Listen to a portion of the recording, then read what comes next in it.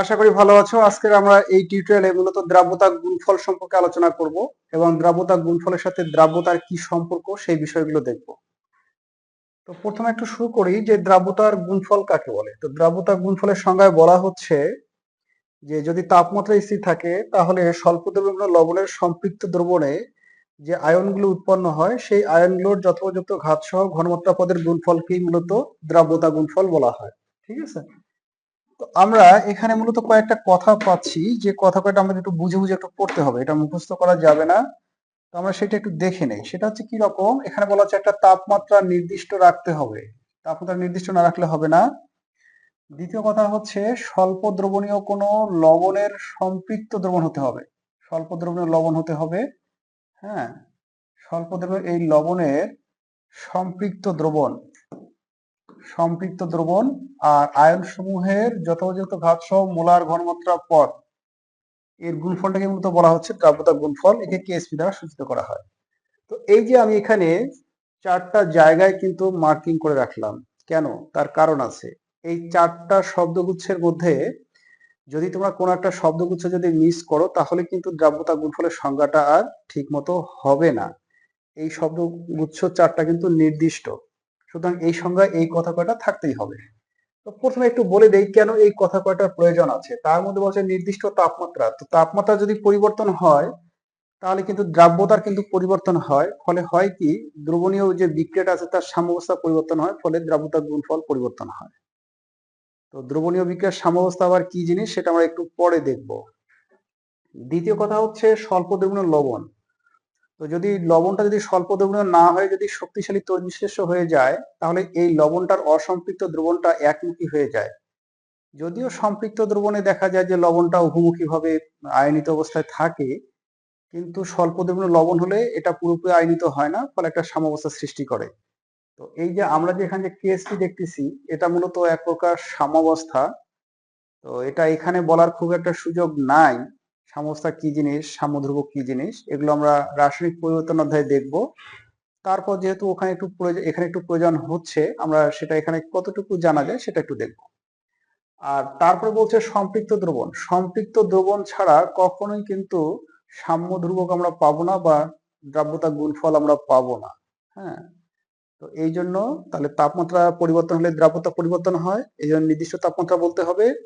স্বল্প দ্রবণীয় লবণ না হলে সাধারণত বিক্রিয়াগুলো একমুখী হয়ে যেতে পারে, এজন্য মূলত স্বল্প দ্রবণীয় লবণ বলতে হয়।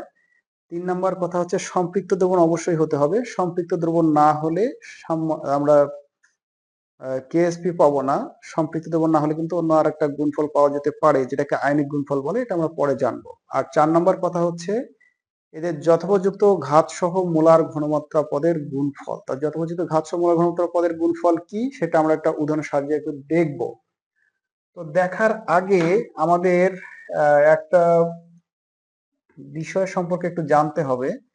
সেটা হচ্ছে আমরা যখন দ্রাব্যতার যখন সংজ্ঞা পড়ছিলাম তখন আমরা বলছিলাম যে দ্রাব্যতাটা হচ্ছে আসলে 3 রকমের।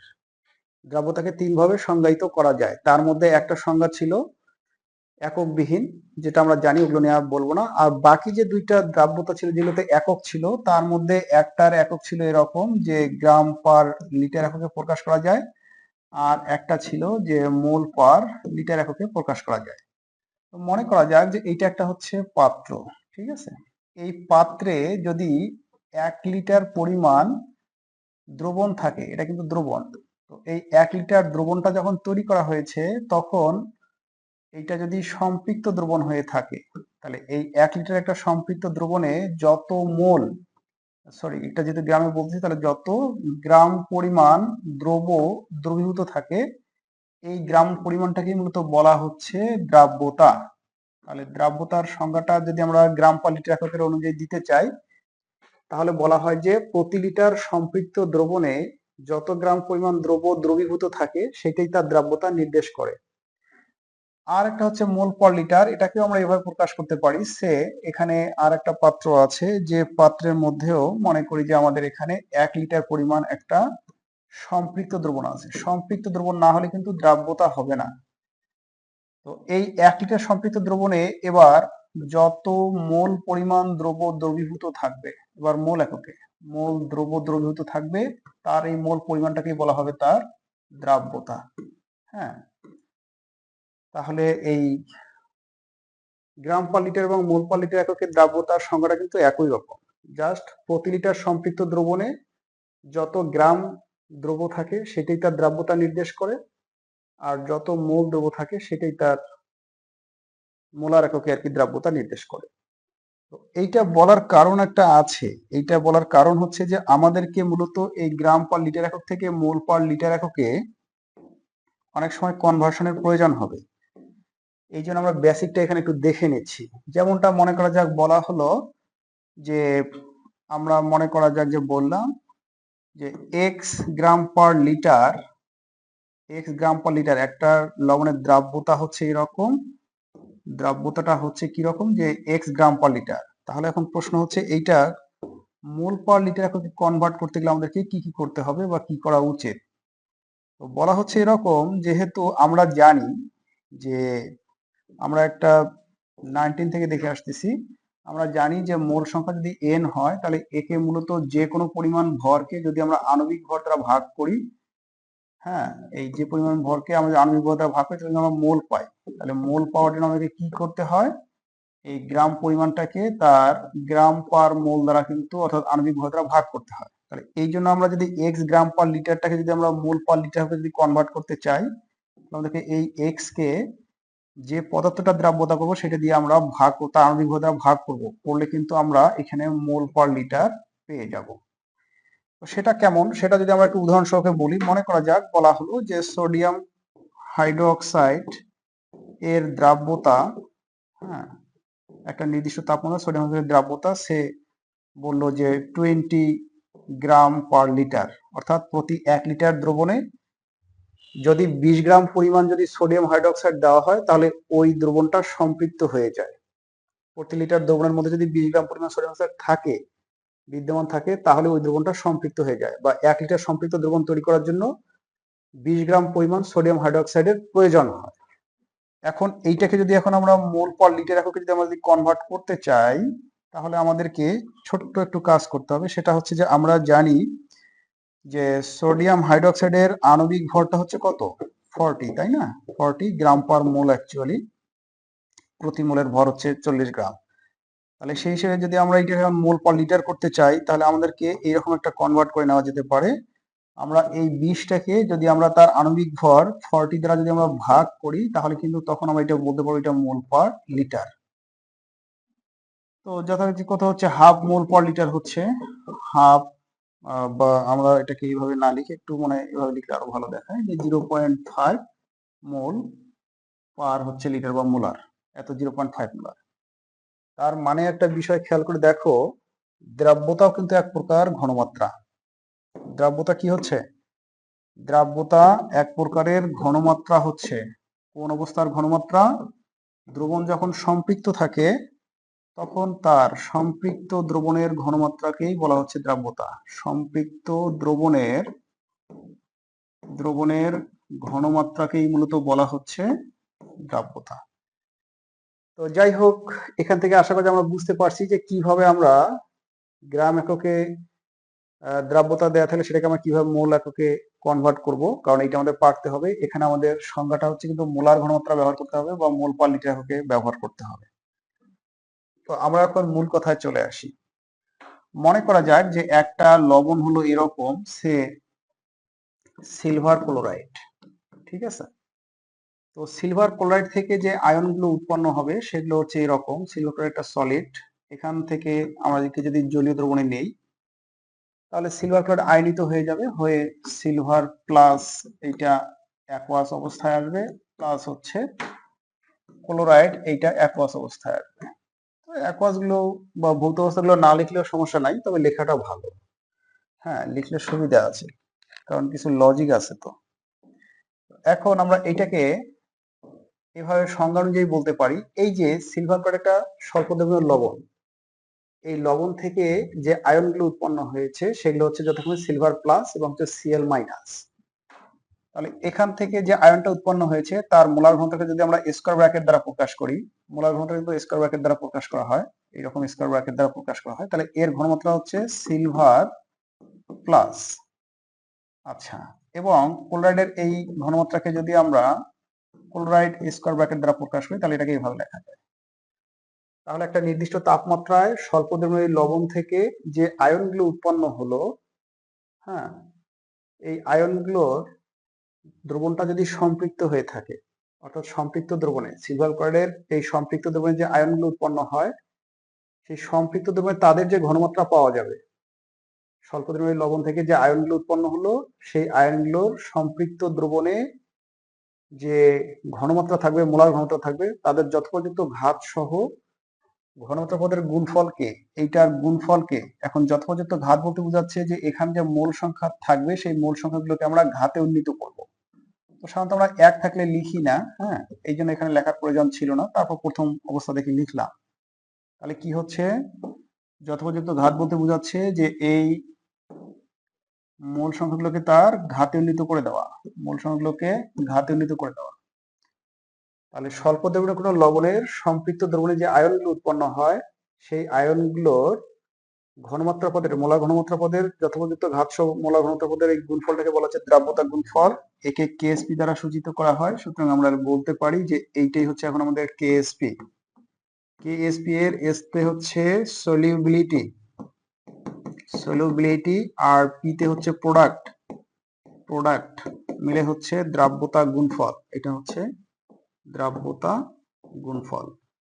তাহলে দ্রাব্যতা গুণফল কাকে বলা হচ্ছে, একটা নির্দিষ্ট তাপমাত্রায় স্বল্প দ্রবণীয় কোনো লবণের সম্পৃক্ত দ্রবণে যে আয়নগুলো থাকে সেই আয়নগুলোর সম্পৃক্ত দ্রবণে যে মোলার ঘনমাত্রা পদ থাকে সেই মোলার ঘনমাত্রা পদগুলোর যথোপযুক্ত ঘাত সহ, হ্যাঁ, যদি আমরা গুণ করি তাহলে যে গুণফলটা পাবো সেটাকে বলা হচ্ছে মূলত দ্রাব্যতা গুণফল। আমরা আর একটা উদাহরণ একটু দেখতে চাই। যেমনটা মনে করা যাক, সে aluminium sulphate, aluminium sulphate, aluminium 3 যদি তাই এখানে 3, সালফেট 2 যদি তাই এখানে হচ্ছে 2। এই লবণটা সলিড অবস্থা থেকে একে যদি আমরা পানিতে নেই তাহলে এখান থেকে যে আয়নগুলো পাবো সেগুলো কিরকম হবে, সেগুলো হবে অ্যালুমিনিয়াম 3+ আর হচ্ছে সালফেট 2-। এখানে সালফেট 3টা ছিল তাই এখানে আমাদেরকে স্বাভাবিকভাবে 3 দিতে হচ্ছে, অ্যালুমিনিয়াম 2টা ছিল তাই এখানে 2 দিতে হচ্ছে। এখন সংজ্ঞা যেভাবে বলে তাতে এই অ্যালুমিনিয়াম সালফেটের দ্রাব্যতা গুণফলের প্রকাশটা হচ্ছে এরকম, কেএসপি সমান হচ্ছে অ্যালুমিনিয়ামের মোলার ঘনমাত্রা Al3+, only Al3+, not 2Al3+, এর মোলার ঘনমাত্রা আর সালফেটের মোলার ঘনমাত্রা, সালফেটের মোলার ঘনমাত্রা সালফেট স্কয়ার ব্র্যাকেট এইভাবে প্রকাশ করা হয়। করার পর কি করতে হবে, এই যে ঘাতগুলো যে আছে এদের ঘাতগুলো এরকম হবে, এই যে মোল সংখ্যাগুলোকে এখন ঘাতে উন্নীত করতে হবে। তাহলে অ্যালুমিনিয়ামের সামনে 2 আছে তাই এখানে 2 দিতে হবে, সালফেটের সামনে 3 আছে তাই এখানে 3 দিতে হবে। এই অবস্থায় এইটা হচ্ছে দ্রাব্যতা গুণফলের রাশিমালা বা প্রকাশ। এখন এই কাজটা করতে গেলে তোমাদের যে সমস্যাটা হয় সেটা হচ্ছে তোমরা এই আয়নীয় বিক্রিয়াটাই লিখতে পারো না। এখন আয়নীয় বিক্রিয়া যদি না লিখতে পারো তাহলে কিন্তু এই বাকি হিসেব নিকেশ কিন্তু গড়বড় হয়ে যাবে, অর্থাৎ বাকি হিসেব নিকেশ আর পারবে না। তাহলে তোমাকে এখানে যে কাজটা করতে হবে এই আয়নীয় বিক্রিয়াটা লিখতে পারতে হবে। আয়নীয় বিক্রিয়াটা লিখতে পারার জন্য তোমাদের আয়ন সম্পর্কে ধারণা থাকতে হবে। তো আমি বরাবর যেটা বলি, তোমাদের 9 10 যখন তোমরা প্রতীক সংকেত যোজনী পড়েছো তখন কিভাবে যৌগ গঠন করতে হয়, কিভাবে লবণ হয়, কেন এট হয়, কেন আইট হয়, এগুলো তোমরা পড়ে আসছো হয়তো। আর যদি পড়ে না থাকো তাহলে আমার প্লে লিস্টে একটা বেসিক লেকচার আছে যেটাতে মূলত যে জিনিসগুলো কেমিস্ট্রি জানা উচিত সেগুলো একটু দেখে নিবা। দেখে নিলে আয়ন কেন হয়, কিভাবে হয়, মূলক কেন হয়, কেন আইট হয়, কেন এট হয়, কখন আইড হবে, কখনো পার হবে, কখন হাইপো হবে, হ্যাঁ, এগুলো কখন পাইরো হবে, এগুলো কথা তোমরা জানতে পারবে। যাই হোক, সেদিকে যাব না। তো এইখানে একটু ছোট্ট করে একটু বলি যে যদি লবণটা 3 প্রকারের মৌল নিয়ে গঠিত হয় এবং একটা অক্সিজেন থাকে, তবে ধাতুটা একাই এক পক্ষ আর অক্সিজেনের সাথে অধাতু বা ধাতু যেটাই থাকুক সেটা মিলে একটা। তার মানে 3টার মধ্যে মাঝখানেরটা এবং শেষটা মিলে একটা, আর প্রথমটা একাই একটা। ঠিক আছে, যেমন এখানে সিলভার ক্লোরাইড, এখানে 2টা জিনিস ছিল, এখানে জাস্ট মাঝ বরাবর ভাগ।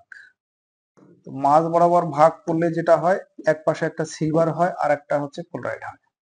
এখানে 3টা আছে, এখানকার ভাগটা হবে এই বরাবর, ঠিক আছে? এই বরাবর করলে অ্যালুমিনিয়াম এক পাশে আর সালফেটটা হচ্ছে কিন্তু আর এক পাশে। তো আশা করি তোমরা বুঝতে পারছো। এছাড়াও যদি বুঝতে যদি অসুবিধা, তাহলে আমরা আর একটা উদাহরণ নিয়ে একটু ডিটেলস একটু আলোচনা করি। যেমন মনে করো একটা লবণকে যখন আমরা লিখি তখন আমরা আসলে একটা কৌশল করে লিখি। প্রথমে একটা ছোট্ট দেখাবো, সহজ দেখাবো, তারপর একটু জটিলের দিকে যাব। 2টা লবণ লিখবো, টেনশনের কোনো কারণ নাই। তো এখানে আর কিছু আমাদের লেখার ছিল, তো এইটা আমি একটু এইখানে একটু লিখতে চাই। এখানে একটু লিখি, যেমন মনে করা যাক বলা হলো যে ফেরিক ক্লোরাইড, এখান থেকে কি হবে? তো ফেরিক ক্লোরাইডের যদি আমরা আইনীয় বিক্রিয়া যদি আমরা যদি লিখতে চাই, তাহলে আমরা এভাবে লিখবো। এখানে তো 2টা আছে, তাহলে আয়রন একটা ক্লোরিন একটা, তাই না? তাহলে আয়রনটাকে লিখতে হবে Fe প্লাস করে, আর ক্লোরিনটাকে লিখতে হবে এখানে Cl মাইনাস করে। প্রত্যেকটা আয়নীয় লবণের বা আয়নীয় যৌগগুলোর ক্ষেত্রে প্রথমটা হয় প্লাস, পরেরটা হয় মাইনাস। সেই হিসেবে ফেরিকুলার থেকে এটা আমরা প্লাস লিখলাম, এটা আমরা মাইনাস লিখলাম। আমাদের এটা প্রথম কাজ। দ্বিতীয় কাজ হচ্ছে এখানে আয়রন কয়টা? আয়রন একটা, তাই এখানে এক হলে সাধারণত আমরা দেই না। আর এখানে ক্লোরিন 3টা, তাই এখানে হচ্ছে 3। এটা একটা কথা। আর তৃতীয় কথা হচ্ছে একটার সংখ্যা অন্যটার চার্জ। এই একটা কথাই শুধু মাথায় রাখতে হবে, একটির সংখ্যা অন্যটির চার্জ। একটির সংখ্যা অন্যটির চার্জ, অন্যটির চার্জ। তাহলে এটা কি রকম? এটা হচ্ছে যেমনটা মনে করো যে আমরা যদি একটু বুঝাই বলি তোমাকে, তাহলে এভাবে বলা যায়। আমরা যদি দেখি তাহলে দেখবো যে এখানে আয়রন আছে একটা, তাহলে এই এক হচ্ছে ক্লোরিনের চার্জ, তার মানে হচ্ছে এটা হচ্ছে ক্লোরাইড এক মাইনাস, তো আমরা এক হলে কিন্তু লিখি না। আর ক্লোরিন আছে 3টা, তাহলে এখানে হচ্ছে 3, এইটা হচ্ছে আয়রনের চার্জ। তার মানে এই বিক্রিয়াটা যখন সম্পন্ন হবে তখন FeCl থেকে আমরা পাবো Fe3 প্লাস আর হবে Cl3Cl মাইনাস। যেমন আমরা যদি আর একটা দেখি, সে এইরকম যে সিলভার ক্রোমেট, সিলভার ক্রোমেট, তো সিলভার 1 যদি, তাই এখানে 1, আর ক্রোমেট 2 যদি, তাই এখানে 2 দেওয়া যায়। এখন এইটা যদি এখন আমরা আইনীয় বিক্রিয়াটা লিখি, তাহলে সেটা কেমন হচ্ছে? এই আইনীয় বিক্রিয়া এরকম হচ্ছে। এখানে আমি বলেছিলাম যে যদি 3টা পরমাণু নিয়ে যদি লবণটা হয় বা যৌগটা হয়, তাহলে আমরা এখানে কি জানবো? প্রথমটা একাই, আর বাকিটা হচ্ছে পরের 2টা মিলে হচ্ছে আরেকটা। তাহলে এইটা হচ্ছে এখানে সিলভার একাই আর বাকিটা মিলে একটা। তাহলে এই যৌগটা যদি বিয়োজিত হয়, তাহলে আমরা কি পাবো? প্রথমে আমরা পাবো সিলভার পাবো, এইটা প্লাস, আর প্লাস হচ্ছে আমরা CrO4 পাবো, O4 পাবো, এইটা হবে মাইনাস। তাহলে সিলভার প্লাস আর C4O মানে CrO4, এটা হচ্ছে মাইনাস। এখন কথা ছিল, তাহলে প্রথমটা আশা করা যায় যে লেখা যাবে যে প্রথমটা হচ্ছে প্লাস, পরেরটা হচ্ছে মাইনাস, প্রথমটা প্লাস, পরেরটা মাইনাস। এখন দ্বিতীয় কাজ হচ্ছে এখানে সিলভার আছে 2টা, তাহলে এখানে দিতে হবে একটা 2, তাহলে এখানে দিতে হবে একটা 2 দিতে হবে, ঠিক আছে? আর এখানে ক্রোমেট এইটা আছে একটা, তো 1 থাকলে আমরা দেই না, তাই এখন থেকে আর দেব না। এটা কাজ শেষ। আর তৃতীয় কাজ হচ্ছে একটার সংখ্যা অন্যটার চার্জ। সিলভার হচ্ছে 2টা, তাহলে এই ক্রোমেটের চার্জ হচ্ছে 2, তার মানে এখানে হচ্ছে 2। আর ক্রোমেট হচ্ছে একটা, তাই এখানে একটা 1, তো 1 হলে আমরা দেই না, এরপর আর দেব না। তাহলে এখন একটা বিষয় খেয়াল করে দেখো, এই যে লবণগুলো যে আছে, আমরা প্রথমে কি করব? যদি 2টা নেওয়া হয় তাহলে প্রথমটা প্লাস, পরেরটা মাইনাস। আর যদি 3টা নেওয়া হয় তাহলে প্রথমটা প্লাস আর পরের 2টা মিলে হচ্ছে মাইনাস। এইটাকে মূলত মূলক বলে। যেমন মনে করো যে আমরা এখানে সালফেটের ক্ষেত্রে যেমনটা দেখছিলাম এর আগের উদাহরণটাতে, আগের উদাহরণটা আমরা দেখলাম অ্যালুমিনিয়াম সালফেট, প্রথমটা হচ্ছে প্লাস, পরেরটা হচ্ছে কিন্তু পরের 2টা মিলে হচ্ছে মাইনাস। এখানে অ্যালুমিনিয়াম 2টা ছিল, তাই এখানে 2 দিছি, সালফেট 3টা ছিল, তাই এখানে 3 দিছি। আর একটার সংখ্যা অন্যটার চার্জ, এখানে অ্যালুমিনিয়াম 2টা ছিল, এই 2 হচ্ছে এর চার্জ, আর এখানে 3 ছিল, এই 3 হচ্ছে অ্যালুমিনিয়ামের চার্জ। অবশ্য অনেক সময় দেখা যায় যে এদের সংখ্যা যদি সমান হয়ে যায়, তখন মূলত চার্জগুলোর একটু ব্যতিক্রম হয়। যেমনটা মনে করা যায় যে কপার সালফেট, কপার সালফেট এইটার আইনীয় বিক্রিয়া কেমন হবে? হিসেব খুব সহজ। আগে যা বলা হয়েছে এখনো তাই বলা হবে। সেটা হচ্ছে এরকম, এখানে প্রথমটা হচ্ছে প্লাস, কপারের এইটা হচ্ছে প্লাস, আর সালফেট এইটা হচ্ছে মাইনাস। হ্যাঁ, এখানে আমাদের ভাগটা হবে কোন বরাবর? ভাগটা হবে আমাদের এই বরাবর। আচ্ছা, এই বরাবর যদি ভাগ হয় তাহলে কপারটা হয়ে যাচ্ছে প্লাস আর সালফেটটা হচ্ছে মাইনাস। এরপর কি হবে? কপার কয়টা আছে? কপার আছে একটা, তাই এখানে এক দেয়া না দেয়া একই। আর সালফেট আছে একটা, তাই এখানে এক দেয়া না দেয়া একই। এরকমটা মনে হতে পারে, ঠিক আছে। কিন্তু একটা বিষয় হচ্ছে যে আমাদের এই যে এখানে যে সালফেটটা যে আছে, এটা কিন্তু একটা দুই যোজি। ফলে এইটা আমরা লিখি সালফেট 2 মাইনাস করে। তো এখন ও যদি সালফেট 2 মাইনাস লিখি তাহলে এটা তো আর 1 প্লাস দিয়ে সমতা হবে না। এটা যদি -2 হয় তাহলে বাকিটাকে তাহলে +2 হইতে হবে। তার মানে এখানে হচ্ছে একটা কপার আসলে 2 প্লাস। তাহলে এই যে যখন কপার সালফেটটা লিখতেছি তখন মনে হচ্ছে যে শুধু কপার আর সালফেট হচ্ছে, কিন্তু আসলে তা না। অ্যাকচুয়ালি এই শর্টকাট যে একটা সংখ্যা অন্যটার চার্জ, এটা জাস্ট একান্তই যারা বুঝবে না বা বুঝার সে তার বেসিক খুবই দুর্বল, যদি তার বিয়োজন বিক্রিয়া যদি সে একান্তই বুঝতে না পারে তখন সে সেই কৌশলটা অবলম্বন করতে পারে।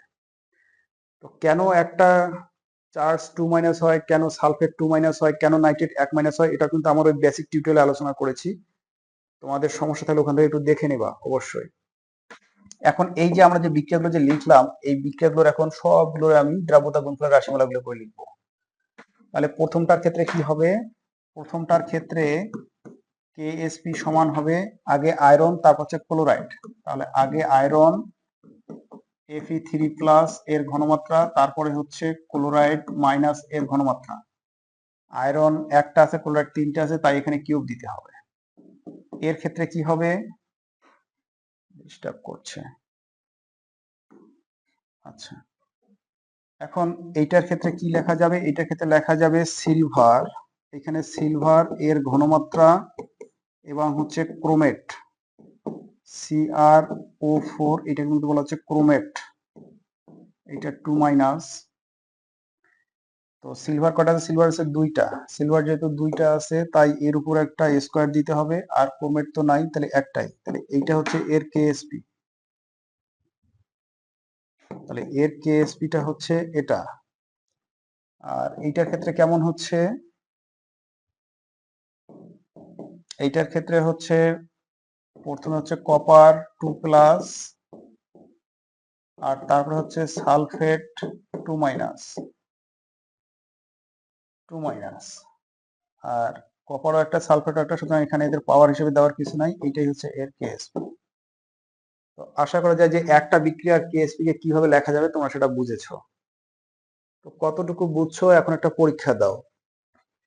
পরীক্ষাটা হচ্ছে এরকম, মনে করা যায় যে একটা স্বল্পদ্রব্য লবণ এমন যে সেটা হচ্ছে এরকম যে MX এবং হচ্ছে AY প্রকৃতির একটা স্বল্পদ্রব্য লবণ। এটার ভৌত অবস্থা সলিড। এটাকে যখন পানিতে যখন নেওয়া হয় তখন এটা আয়নিত হয়ে একটা সম্পৃক্ত দ্রবণ তৈরি করে, অর্থাৎ একটা সাম্যাবস্থা তৈরি করে। এই অবস্থায় এমটা আমরা প্রথমটা লিখি প্লাস, তাই না? প্রথমটা প্লাস, আর পরেরটা কি লেখা হয়? পরেরটা লেখা হয় মাইনাস। তাহলে এ হচ্ছে মাইনাস। এটা প্রথম ধাপের কাজ। দ্বিতীয় ধাপ হচ্ছে এম কয়টা আছে? এক্স সংখ্যক এম আছে, তাহলে এখানে হবে এক্স। আর ওয়াই সংখ্যক এ আছে, তাহলে এখানে হবে ওয়াই। এটা একটা কথা। তৃতীয় কথাটা কি ছিল? তৃতীয় কথা ছিল একটা সংখ্যা অন্যটার চার্জ। তাহলে এক্স হচ্ছে এ এর চার্জ, তার মানে এইখানে হচ্ছে এক্স, আর ওয়াই হচ্ছে এম এর চার্জ, তার মানে এখানে হচ্ছে ওয়াই। তো আশা করি তোমরা বুঝতে পেরেছো যে এটা কিভাবে লেখা হবে। তো এই বিক্রিয়াটা, বিয়োজন বিক্রিয়াটা লিখতে পারতে হবে। এখন আমরা যদি এই বিক্রিয়া যদি কেএসপি এর যদি কথা বলি, তাহলে কেএসপি সমান কি লেখা যাবে? কেএসপি সমান লেখা যাবে এম ওয়াই প্লাস এর মোলার ঘনমাত্রা, এম ওয়াই প্লাস এর মোলার ঘনমাত্রা এবং এ এক্স মাইনাস এর মোলার ঘনমাত্রা, এই দুইটা গুণ করতে হবে। শুধু মোলার ঘনমাত্রা গুণ করলে হবে না, এদের যে মূল সংখ্যাগুলো আছে এগুলো ঘাতে উন্নীত করতে হবে, মানে যথোপযুক্ত ঘাত সহকারে এগুলো লিখতে হবে। এখানে গুণ চিহ্ন দিতেই পারো, অনেকে প্লাস দিয়ে ফেলে ফট করে, যেখানে প্লাস আছে এখানে আমার প্লাস না, এটা মোলার ঘনত্বের গুণফল। এইটা হচ্ছে রাশিমালা। এখন এইখানে ছোট্ট আর একটা বেসিক আমরা একটু খেয়াল করব। একটা বিষয় খেয়াল করে দেখো, আমরা যদি আরো একটু পিছনে যাই, আচ্ছা পাশে লিখি, নতুন নতুন যত লেখা হবে তত জানার পরিধি বাড়বে। তো মনে করা যাক একটা হচ্ছে এরকম যে লেড আয়োডাইড, এই লেড আয়োডাইড সলিড এটা যখন আয়নিত হয়ে যায়, হ্যাঁ, এগুলো আবার তাহলে অ্যাকোয়াস লেখা উচিত, জলীয় দ্রবণে তো অ্যাকোয়াস। তাহলে লেড প্রথমে হবে এটা প্লাস, আর আয়োডাইড পরে হবে আয়োডিন, এটা হচ্ছে মাইনাস। তারপরে কি হয়, লেড একটা আছে একটা, আয়োডিন দুইটা আছে তাই দুইটা, লেড একটা আছে তাই আয়োডাইডের চার্জ এক, আর আয়োডিন দুইটা আছে তাই এর চার্জ হচ্ছে 2। এখন কথা হচ্ছে যে এখানে আসলে কি কি হইলো, এটা যখন ব্যাখ্যা করি তাহলে বলা যায় যে একটি লেড আয়োডাইড, একটি PbI2 যখন বিয়োজিত হলো, তখন একটি Pb2+ আয়ন উৎপন্ন করলো, প্লাস দুইটি 2- আয়ন উৎপন্ন করলো। আয়ন দুইটি বললে এটা দিব না, দুইটি I- আয়ন উৎপন্ন করেছে। কথা সত্য না মিথ্যা? এই বক্তব্য কিন্তু একদম সত্য। যখন এটা এরকম হয়েছে, লেখা অনেক বাঁকা হয়েছে, আচ্ছা, তখন কি হয়েছে, এই অবস্থা হয়েছে যে এখানে দেখা যাচ্ছে যে একটা লেড আয়োডাইড বিয়োজিত হলে একটি Pb2+ এবং দুইটা I- উৎপন্ন হয়। তাহলে আমরা যদি এখানে 10টা যদি PbI2 কে যদি বিয়োজিত হতে দিতাম বা বিয়োজিত হতো, তাহলে কি হতো, নিশ্চয়ই তাহলে 10টি Pb2+ উৎপন্ন হতো, আর কয়টা আয়োডাইড উৎপন্ন হতো তোমরাই বলো, তাহলে 10 দুগুণ 20, মানে 2 × 10 এতটি তখন I- উৎপন্ন হতো। বেশ ভালো কথা। এখন এইটা যদি আমি 1 মোল যদি নিতাম, 1 মোল যদি আমি PbI2 নিতাম, তাহলে কি হতো, তাহলে 1 মোল পরিমাণ Pb2+ উৎপন্ন হতো, আর 2 মোল পরিমাণ I- উৎপন্ন হতো। নিশ্চয়ই এই কথাগুলো বুঝতে পারছো, স্পষ্ট দেখা যাচ্ছে যে একটা লেড আয়োডাইড বিয়োজিত হয়ে একটা lead-2+ এবং দুইটা I- উৎপন্ন করেছে। সুতরাং তুমি যদি 10টা লেড আয়োডাইডকে যদি বিয়োজিত হতে দাও, তাহলে 10টা lead-2+ এবং 10 দুগুণ 20টা আয়োডাইড উৎপন্ন হবে।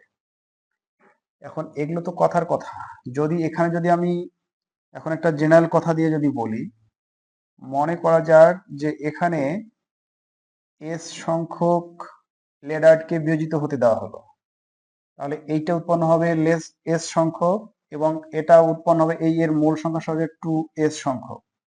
তাহলে এখানে 1 ছিল দেখে 1s, এখানে 1 ছিল দেখে 1s, এখানে 2 ছিল দেখে 2s। তার মানে দ্রাব্যতা যদি s হতো লেড আয়োডাইডের, তাহলে lead-2+ এর দ্রাব্যতা হইতো s এবং আয়োডাইডের দ্রাব্যতা হইতো 2s। আশা করি বিষয়টা বুঝতে পারছো। যদি বুঝতে পারছো তাহলে এখানে এখন প্রয়োগ করো। আমরা ধরে নেই যে এই লবণটা যে আছে এইটার দ্রাব্যতাকে আমরা ধরে নিচ্ছি যে এর দ্রাব্যতা হচ্ছে অনলি s। তাহলে এর দ্রাব্যতা যদি s হয়, তাহলে এর কত হবে, এরও s হবে, এরও s হবে, আর কি হবে, আর যেটা হবে, এই যে এর যে x আছে এর সাথে একটা x গুণ হবে, এখানে যে y আছে y এর সাথে একটা x গুণ হবে, একটু গুণ করে লিখি, এরকম করে হবে। তাহলে দেখো এখানে খালি s বলতে এখানে 1 × s অ্যাকচুয়ালি, এখানে 1 আছে। তাহলে একটা MxAy যখন বিয়োজিত হয়, তখন x সংখ্যক My+ এবং y সংখ্যক Ax- উৎপন্ন হয়। ফলে MxAy এর ঘনমাত্রা বা দ্রাব্যতা যদি s হয়, সম্পৃক্ত দ্রবণের মোলার ঘনমাত্রাকে কিন্তু দ্রাব্যতা বলা যায়। তাহলে s x পরিমাণ My+, আর Ax- এর দ্রাব্যতা হবে ys। এখন এইটা আমরা ঘনমাত্রার সাহায্যে কি করছি, দ্রাব্যতা গুণফল প্রকাশ করছি, ঘনমাত্রা প্রকাশ করছি, বা ঘনমাত্রা বা দ্রাব্যতা এখন আমরা দেইনি, এটা ঘনমাত্রায় প্রকাশ করছি কেবল। এখন আমরা দ্রাব্যতা যদি পাই, এই দ্রাব্যতাগুলো এখন আমরা বসিয়ে দেব। ঠিক আছে, কোথায় বসাবো, দ্রাব্যতাগুলো হচ্ছে এরকম, হলুদ কালি দিয়ে লিখি বাকিগুলো, My+, এর দ্রাব্যতা হচ্ছে এক্স এস, এর উপরে পাওয়ার ছিল এক্স, ওটা থাকবে, ইন্টু এ এক্স এর কি ছিল, এ এক্স এর ছিল ওয়াই এস, এর উপরে পাওয়ার ছিল ওয়াই, এটা থাকবে। এটা হচ্ছে ঘনমাত্রার মান বা দ্রাব্যতা বা ঘনমাত্রার মান, দ্রাব্যতার বা ঘনমাত্রার মান বসাইছি, ঘনমাত্রার মান বসাইছি। তাহলে এখানে কি করছি, জাস্ট ঘনমাত্রাকে প্রকাশ করছি, আর এখানে কি করলাম, দ্রাব্যতার মান বসিয়ে দিলাম। এগুলো লিখতে হবে না, জাস্ট কি করছি সেটা একটু বললাম। বেসিক ক্লাস, ফাউন্ডেশন লেকচার, সুতরাং এখানে অনেক ডিটেলস থাকবে, এরপর কিন্তু সংক্ষিপ্ত হবে।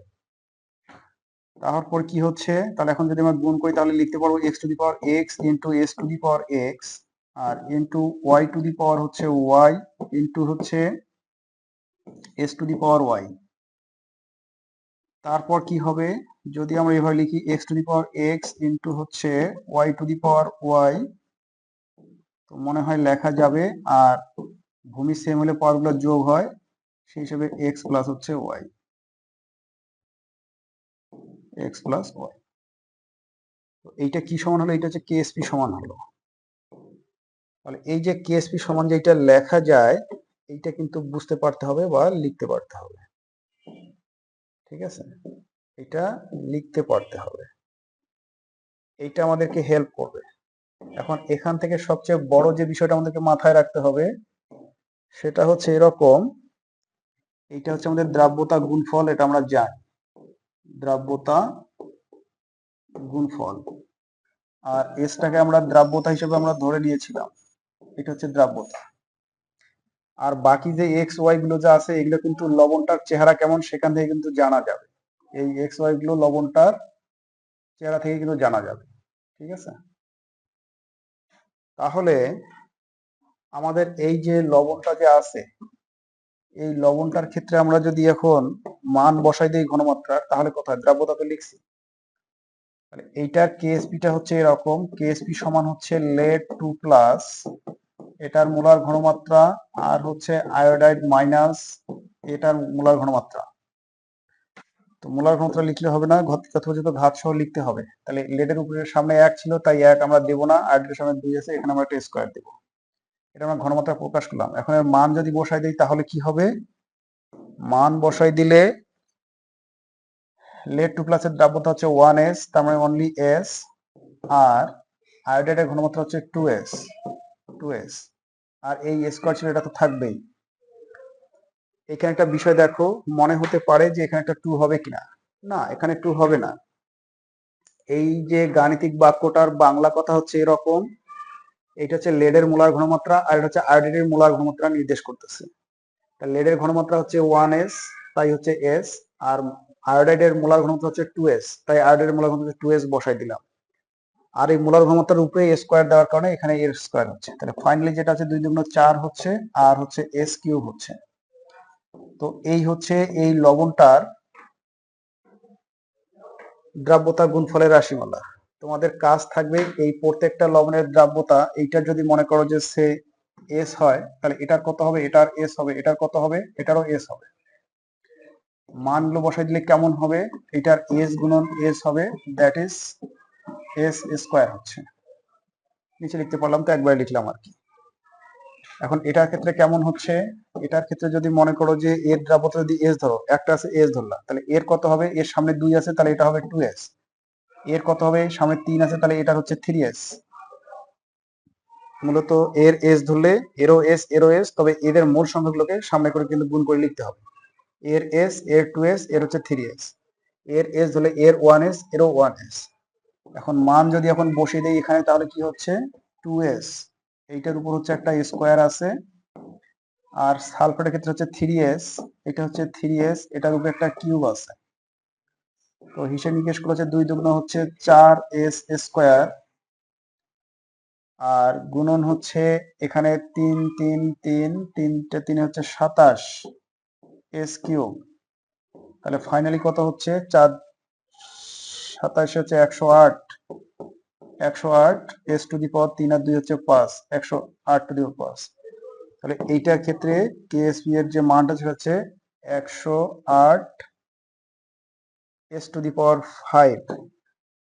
তো মূলত কি হচ্ছে, এইটাকে যদি অত আমরা কাহিনী না করে, আমরা এইভাবে যদি একটু হিসেব করি তাহলে কিন্তু বলা সম্ভব। বলাটা হচ্ছে এরকম যে এখানে দেখো, এখানে 2 আছে, এইটাকে বলছি আমরা এক্স, আর এখানে 3 আছে, এইটাকে বলছি আমরা ওয়াই। তাহলে x to the power x, তার মানে হচ্ছে 2 টু দি পাওয়ার হচ্ছে 2 ইন্টু ওয়াই এর মান হচ্ছে 3, তার মানে হচ্ছে 3 টু দি পাওয়ার 3। আর কি হচ্ছে, এস হচ্ছে দ্রাব্যতা, আর এক্স প্লাস ওয়াই মানে 2 প্লাস 3, তার মানে হচ্ছে 5। তো এখন হিসেব নিকেশ করে দেখো, এই মানটা কিন্তু 108 এস টু দি পাওয়ার 5 এ হয়। হ্যাঁ, তো আশা করি তোমরা কিভাবে দ্রাব্যতা গুণফলের রাশিমালাটা লিখবা আর কিভাবে এই মানগুলো বসাবে সেটা বোঝা গেছে। তো এখান থেকে একটা কথা শুধু বলি, সেটা হচ্ছে এরকম, আমরা এই রাশিমালাটা থেকে একটা বিষয় বুঝতে পারছি, যদি দ্রাব্যতা গুণফলের মান দেয়া থাকে তাহলে দ্রাব্যতা নির্ণয় করা যায়, অথবা যদি দ্রাব্যতা গুণফলের যদি মান দেয়া থাকে বা দ্রাব্যতার যদি মান দেয়া থাকে তাহলে কিন্তু দ্রাব্যতা গুণফল নির্ণয় করা যাবে। মানে এই দুইটা জিনিসের যে কোনো একটার মান দেয়া থাকলে অপরটা নির্ণয় করতে পারতে হবে। আমরা এমসিকিউ আসলে এই শর্টকাটটা ব্যবহার করব, কিন্তু যদি রিটেনে আসে তাহলে আমরা এইরকম ডিটেলস লিখে তারপর ব্যবহার করব। তো সেটা কিরকম আমরা কিছু দেখি। ও, এখানে একটা সমস্যা আছে, সেটা হচ্ছে এরকম, সিলভার ক্রোমেট, এইটা তো মানে লিখছি, সিলভার ক্রোমেট, এইটা সিলভার ক্রোমেটের ক্ষেত্রে নিচের কোন সমীকরণটি সঠিক? এইটা সঠিক, তাই না?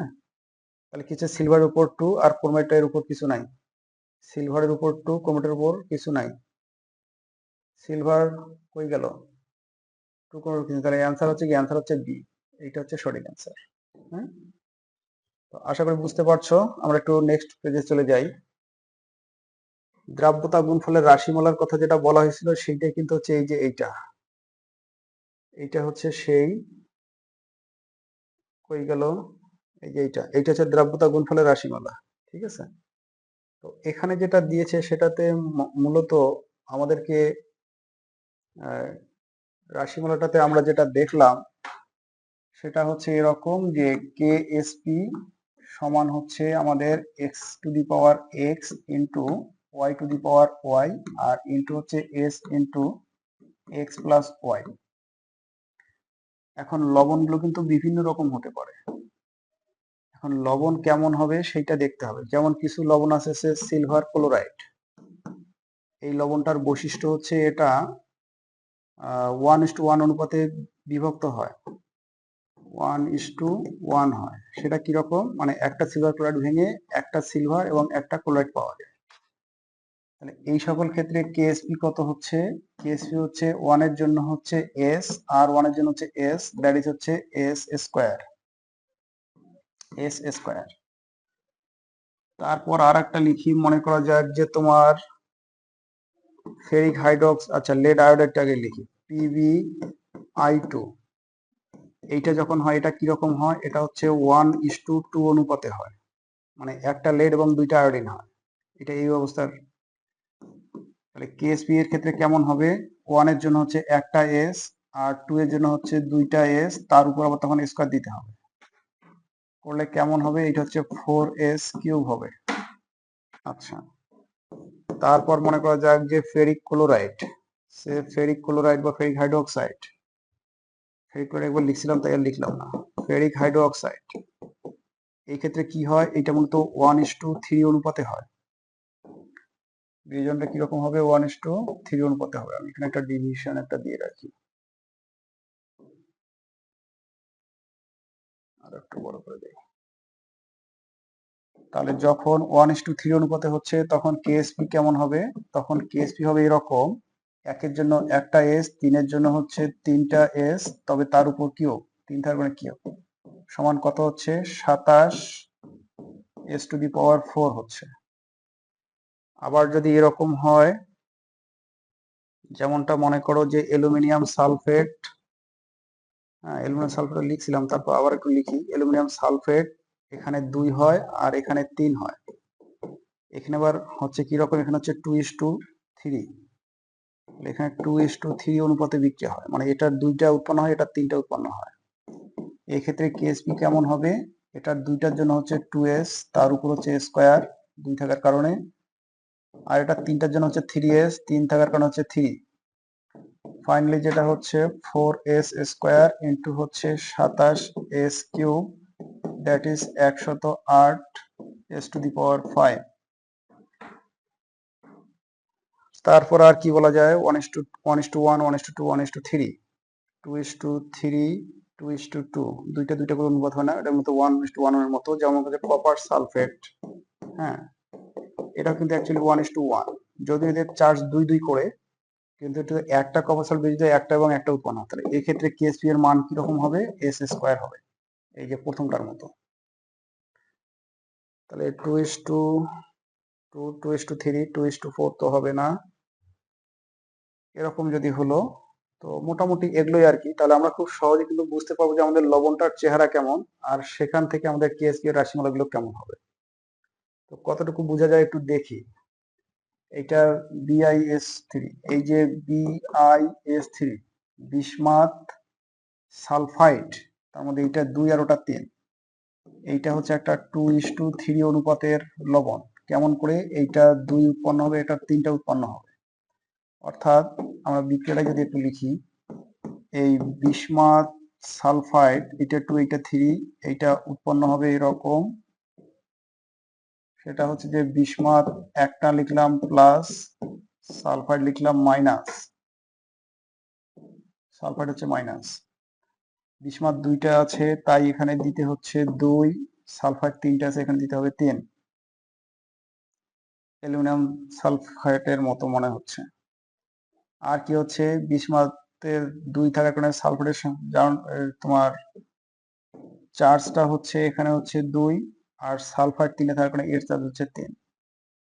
তাহলে এখন এইটা দেখো, একটা বিষয় খেয়াল করে দেখো, এইটা হচ্ছে 2 আর এইটা হচ্ছে 3, ওই যে বলা হলো যে 2:3 অনুপাতে বিভাজিত হবে, সেটা হচ্ছে 2 আর 3। তাহলে এরূপ লবণগুলোর ক্ষেত্রে আমরা কেএসপি কিভাবে পাবো, যদি দ্রাব্যতা এস হয়, দ্রাব্যতা এস হলে এই লবণটার কেএসপি হবে, দুইটার জন্য 2s তার উপর স্কোয়ার, তিনটার জন্য 3s তার উপর কিউব, করলে কত হচ্ছে 108 s টু দি পাওয়ার 5। অ্যান্সারটা কি হবে, 108 s to the power 5, s to the power 5। এত কিছু দেখারও টাইম নাই, এখানে মনে হয় বিসমাথ 2 আর এখানে 3, 3 আর 2 5, যে এস এর উপর 5 থাকবে সেটাই সঠিক অ্যান্সার, তার মানে এটাই সঠিক অ্যান্সার। আশা করি বুঝতে পারছো। এখন আমরা দ্রাব্যতা গুণফল জানলে আমাদের কি হবে। দ্রাব্যতা গুণফল জানলে অনেকগুলো ফায়দা আছে, অনেকগুলো ঘটনা আছে যেগুলো ব্যাখ্যা করা যাবে। সেটা কিরকম এখানে তোমরা দেখতে পাচ্ছ। আমি আর এগুলো ব্যাখ্যা করতে যাচ্ছি না, শুধু কয়েকটা প্রয়োগ আছে সেটা একটু বলি। তার মধ্যে একটা হচ্ছে দ্রাব্যতা গুণফল জানলে কি হবে, দ্রাব্যতা ও মোলার ঘনমাত্রা নির্ণয় যখন করব, সেই ক্ষেত্রে আমাদের এইটা হেল্প করবে। একাধিক দ্রবণের মিশ্রণে কোনো একটা লবণের অধক্ষেপ পড়বে কিনা যাচাই করব, এটা আমরা আমাদের এর পরের টিউটোরিয়ালে দেখব। সমান প্রভাবের ফলে দ্রাব্যতা যে হ্রাস পায় সেই ঘটনাটা ব্যাখ্যা করা যায় এই দ্রাব্যতা গুণফল জানা, মানে তোমার দ্রাব্যতা গুণফল জানা থাকলে। একাধিক স্বল্পদ্রব্য লবণের মধ্যে নির্বাচনিকভাবে কোনো একটা লবণকে যদি আমরা আয়নকে দিয়ে অধক্ষিপ্ত করতে চাই, তাহলে দ্রাব্যতা গুণফলের কনসেপ্ট কাজে লাগবে, এটাও আমরা দেখব। লবণের দ্রাব্যতার উপর পিএইচ এর প্রভাব আছে, এই বিষয়টা তোমাদের দেখা হবে না, তোমাদের বইয়ে নাই, তবে তোমরা ইন্টারেস্টেড হলে আমার বইটা থেকে দেখে নিতে পারো। এই যে আমার এই বইটাতে এই বিষয়ে অনেক ডিটেলস দেওয়া আছে, খুবই সুন্দর একটা বই, একদম সাজানো গোছানো করে লেখা। হ্যাঁ, প্রথমে মূল টপিকগুলো আলোচনা করা আছে, তারপরে পার্শ্ব টপিক কিছু মাঝে মাঝে টিপস দেওয়া আছে, কুইক টিপস। এখানে বিভিন্ন সালের প্রশ্নগুলো কিংবা গাণিতিক সমস্যাগুলো দেওয়া আছে, খুবই একদম গুছানো একটা বই, তোমরা এটা বইটা দেখে নিতে পারো। দ্রাব্যতা গুণফলের মতো আর একটা গুণফল আছে যেটাকে বলে আয়নিক গুণফল। তো আয়নিক গুণফলটা কি, আয়নিক গুণফলটা বুঝবার আগে দ্রাব্যতা গুণফলের সাথে আয়নিক গুণফলের পার্থক্যটা একটু বলা উচিত। আমরা যখন দ্রাব্যতা গুণফলের যখন সংজ্ঞা দিয়েছিলাম, তখন বলেছিলাম যে একটা নির্দিষ্ট তাপমাত্রায় স্বল্প দ্রবণীয় কোনো লবণের সম্পৃক্ত দ্রবণে, এই কথাটা আবারও বলছি, সম্পৃক্ত দ্রবণে যে আয়নগুলো থাকে, সম্পৃক্ত দ্রবণে আয়নগুলোর মোলার ঘনমাত্রা পদের যথোপযুক্ত ঘাত সহ গুণফলটাকেই বলা হচ্ছে দ্রাব্যতা গুণফল। আর ওই লবণটার সবই ঠিক আছে, যদি দ্রবণটা যদি সম্পৃক্ত না হয়ে থাকে, যদি অসম্পৃক্ত হয়, তাহলে যে আয়নগুলো যে তোমার অসম্পৃক্ত বলো কিংবা অতিপৃক্ত যদি বলো, ঠিক আছে, তাহলে এই অবস্থায় আয়নগুলোর যে ঘনমাত্রা পদের যে গুণফল, যথোচিত ঘাত সহ ঘনমাত্রা পদের যে গুণফল, সেটাকে বলা হচ্ছে আয়নিক গুণফল। তার মানে দ্রবণ সম্পৃক্ত থাকলে আয়নিক গুণফলটাই দ্রাব্যতার গুণফলে পরিণত হয়ে যায়। অর্থাৎ দ্রাব্যতার গুণফল হচ্ছে এক প্রকার আয়নিক গুণফল। সেই অবস্থার আয়নিক গুণফল যখন দ্রবণটা সম্পৃক্ত ছিল, সম্পৃক্ত অবস্থায় আয়নিক গুণফলটাকে বলা হচ্ছে দ্রাব্যতার গুণফল। আর আয়নিক গুণফল হচ্ছে যে কোনো অবস্থায় একটা লবণ থেকে যে আয়নগুলো উৎপন্ন হয় তাদের মোলার ঘনমাত্রা যথোচিত ঘাত সহ গুণফলটাকেই বলা হচ্ছে তার আয়নিক গুণফল। যে কোনো অবস্থায়, সেটা সম্পৃক্ত হোক, অসম্পৃক্ত হোক, অতিপৃক্ত হোক, যেটাই হোক। তবে যদি সম্পৃক্ত অবস্থার হয়ে থাকে তখন তার একটা স্পেশাল নাম দেওয়া হয়, সেইটা হচ্ছে দ্রাব্যতার গুণফল। তার মানে হচ্ছে একটা লবণ যদি মনে করো যে এরকম হয়, সে ফেরিক হাইড্রোক্সাইড একটা ক্ষার, এখান থেকে যে আয়নগুলো উৎপন্ন হচ্ছে সেগুলো হচ্ছে এরকম, যে Fe এটা হচ্ছে প্লাস, প্লাস হচ্ছে OH এটা হচ্ছে মাইনাস। ওই যে তিনটা থাকলে প্রথমটা একাই আর পরের দুইটা মিলে একটা। আর কি হচ্ছে, এখানে দেখা যাচ্ছে আয়রন একটা আছে তাই হাইড্রোক্সাইড হচ্ছে এক চার্জ, আর এখানে OH তিনটা আছে তাই এখানে হচ্ছে তিন চার্জ। আয়রন একটা আছে তাই এখানে হচ্ছে এক, এই এক আমরা দিব না এরপর থেকে, আর OH তিনটা আছে এখানে হচ্ছে তিন। তাহলে এখন এইটার আমরা দুইটা জিনিস লিখবো। আয়নিক গুণফলকে সাধারণত KIP দ্বারা প্রকাশ করা হয়। আমরা যদি এর KIP যদি লিখি তাহলে KIPটা একটু পরে লিখি, এটাকে আমরা একটু KSPটা আগে লিখি। তো KSPটাকে আমরা এভাবে লিখতে পারবো যে এখানে ফেরিকের মোলার ঘনত্ব হচ্ছে Fe3+ এবং হাইড্রোক্সাইডের মোলার ঘনমাত্রা হচ্ছে OH-। মোলার ঘনত্ব লিখলেই হবে না, যথোচিত ঘাত সহ লিখতে হবে, তাহলে এটা এক হলে আর দিব না, এটা হচ্ছে 3, এটা হচ্ছে KSP। আর এইটা যদি আবার আমরা KIP যদি লিখি তাহলে এখানে লিখতে হবে, এখানে ফেরিক ছিল, ফেরিকের মোলার ঘনমাত্রা, আর হাইড্রোক্সাইড ছিল, হাইড্রোক্সাইডের মোলার ঘনমাত্রা। শুধু ঘনমাত্রা লিখলে হবে না, যথোচিত ঘাত সহ লিখতে হবে, তার মানে এখানে একটা 3 দিতে হবে। আমরা যদি দেখি তাহলে দেখব যে এই রাশিমালা, হ্যাঁ, আর এই রাশিমালার মধ্যে কোনো পার্থক্য নাই, হুবহু একই রকম দুইটা রাশিমালা। তাহলে পার্থক্যটা কোথায়? পার্থক্য হচ্ছে যদি এই দ্রবণটা যদি এইরকম হয়, যে এই দ্রবণটা যদি অসম্পৃক্ত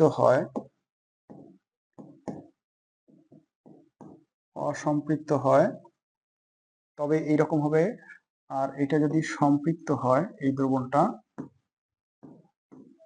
তখন এটা হবে। তার মানে হচ্ছে যে কোনো অবস্থায় যখন আমরা আয়নগুলোর মোলার ঘনমাত্রা পদের যথোচিত ঘাত সহ গুণফল করব তখন ওইটাকে আমরা বলবো KIP। আইপি তে হচ্ছে আয়নিক প্রোডাক্ট, আইতে হচ্ছে আয়নিক, আর পি তে হচ্ছে প্রোডাক্ট, আর এসপি তে ছিল সলিবিলিটি প্রোডাক্ট। আয়নিক প্রোডাক্ট হচ্ছে যে কোনো সময়ে একটা দ্রবণে যে আয়ন থাকে সেই আয়নগুলোর মোলার ঘনমাত্রা পদের যথোপযুক্ত ঘাত সহ গুণফলটাই হচ্ছে তার আয়নিক প্রোডাক্ট। কিন্তু ওই দ্রবণটা যদি সম্পৃক্ত অবস্থায় থাকে তখন তাদের যে আয়নিক গুণফলটা পাবো তখন এইটা হয়ে যাবে দ্রাব্যতা গুণফল। তার মানে এই আয়নিক গুণফলটাকে আমরা দ্রাব্যতা গুণফলে কনভার্ট করতে চাইলে আমাদের একটা শর্ত জুড়াই দিতে হবে, যে সম্পৃক্ত দ্রবণের হইলে হবে। সম্পৃক্ত দ্রবণের ক্ষেত্রে এই KIPটাই হয়ে যায় KSP। তো আশা করি তোমরা বুঝতে পারছো। এখন KIP এবং KSP এর মধ্যে কিছু শর্ত আছে বা কিছু সম্পর্ক আছে বা রীতিনীতি আছে। রীতিনীতিগুলো এখানেই আলোচনা করা যেতে পারে। এখানে এই আলোচনাটা খুব ইম্পর্টেন্ট। এরপরে যখন আমরা একটা মিশ্রণে অর্থাৎ একাধিক লবণের কোনো দ্রবণকে যখন আমরা মিশ্রিত করব তখন কোনো একটা লবণের অধক্ষেপ পড়বে কি পড়বে না সেইটা বুঝতে কিন্তু হেল্প করবে। তো এইটা মূলত আয়নিক দ্রাব্যতা গুণফলের নীতির উপর প্রতিষ্ঠিত। দ্রাব্যতা গুণফলের নীতিটা হচ্ছে এরকম, দ্রাব্যতা গুণফলের নীতি গুণফলের নীতি। তো এই নীতিটা আমি এখানে মুখস্থ লিখে দিতে পারতাম, তো আমি চাচ্ছি না যে তোমরা মুখস্থ করো, তার চেয়ে আমি মনে করি যে তোমরা একটু বুঝবার চেষ্টা করো। তো বুঝবার জন্য একটা ছবি একটা কল্পনা করো। মনে করা যাক যে এটা একটা পাত্র। এই পাত্রে মনে করা যাক যে যে পরিমাণ দ্রাবক আছে, হ্যাঁ, যে পরিমাণ দ্রাবক আছে সেই পরিমাণ দ্রাবক একটা কাজ করতে পারে। কি কাজ করতে পারে? সে 5টা A প্লাস এবং 5টা B মাইনাসকে ধারণ করতে পারে। এই দ্রাবকটা কি করতে পারে? এই দ্রাবকটা ক্ষমতা হচ্ছে যে সে এই দ্রাবকটা 5টা A প্লাস এবং 5টা B মাইনাসকে ধারণ করতে পারে। এই দ্রাবকটার ক্ষমতা হচ্ছে এতটুকু। এখন একটা বিষয় খেয়াল করে দেখো, এইখানে যদি আমরা AB নামে একটা লবণ দিলাম, এই AB লবণ কয়টা দেব তার উপর ভিত্তি করে কতগুলো ঘটনা ঘটবে। ঘটনাটা খেয়াল করে দেখো। মনে করা যাক যে আমি এখানে 4টা AB দিলাম এবং 4টাই আয়নিত যদি হয়ে যায়, তাহলে এখানে তখন দ্রবণে থাকবে 4টা A প্লাস এবং 4টা B মাইনাস। এটা একটা কন্ডিশন। যখন কি করলাম, যখন আমি এখানে 4টা যোগ করলাম। আচ্ছা, তারপর যদি এরকম হতো, মনে করা যাক যে এখানে আমি ঠিক 5টা AB যোগ করলাম এবং 5টা আয়নিত হলো, তখন কি হবে? তখন এখানে 5টা A প্লাস পাবো এবং 5টা B মাইনাস পাবো। এটা একটা কন্ডিশন। আচ্ছা, আর একটা বিষয় খেয়াল করে দেখো। মনে করা যাক যে এবার এখানে আমি সে 6টা AB যোগ করেছি এবং 6টা আয়নিত হয়েছে। তাহলে এই যে যদি 6টা আয়নিত হয়, তাহলে দ্রবণের মধ্যে কি হবে? 6টা A প্লাস থাকবে এবং 6টা B মাইনাস থাকবে, তাই না? 6টা A প্লাস থাকবে এবং 6টা B মাইনাস থাকবে। কিন্তু সমস্যা হচ্ছে যে এইখানে যে দ্রাবকটুকু আছে, এখানে যে দ্রাবকটুকু আছে তার ধারণ ক্ষমতা হচ্ছে 5টা A প্লাস এবং 5টা B মাইনাস কে। তো যদি আমরা এখানে 6টা AB যদি যোগ করি আর সেখান থেকে যদি 6টা A প্লাস এবং 6টা B মাইনাস যদি উৎপন্ন হয়, তাহলে কি হবে? তাহলে যেটা হবে যে এখানে 5টা, এখানে এই অবস্থায় 5টা A প্লাস এবং 5টা B মাইনাস এখানে দ্রবণে থাকবে আর একটা AB কিন্তু নিচে তলন হিসাবে পড়ে থাকবে। এরকমটা হওয়া উচিত স্বাভাবিক অবস্থায়। তাপমাত্রা কিন্তু কনস্ট্যান্ট। তাহলে একটা বিষয় খেয়াল করা যাচ্ছে যে যখন আমরা এই দ্রাবকের ধারণ ক্ষমতার সমান পরিমাণ, এই যে সবুজ গ্রিন কালারটা দেখো, দ্রাবকের ধারণ ক্ষমতার সমান পরিমাণ যখন আমরা লবণ যোগ করছি বা আয়ন যখন এখানে আমরা সৃষ্টি করছি, তখন এই আয়ন দুটার গুণফলকে আমরা বলবো KSP।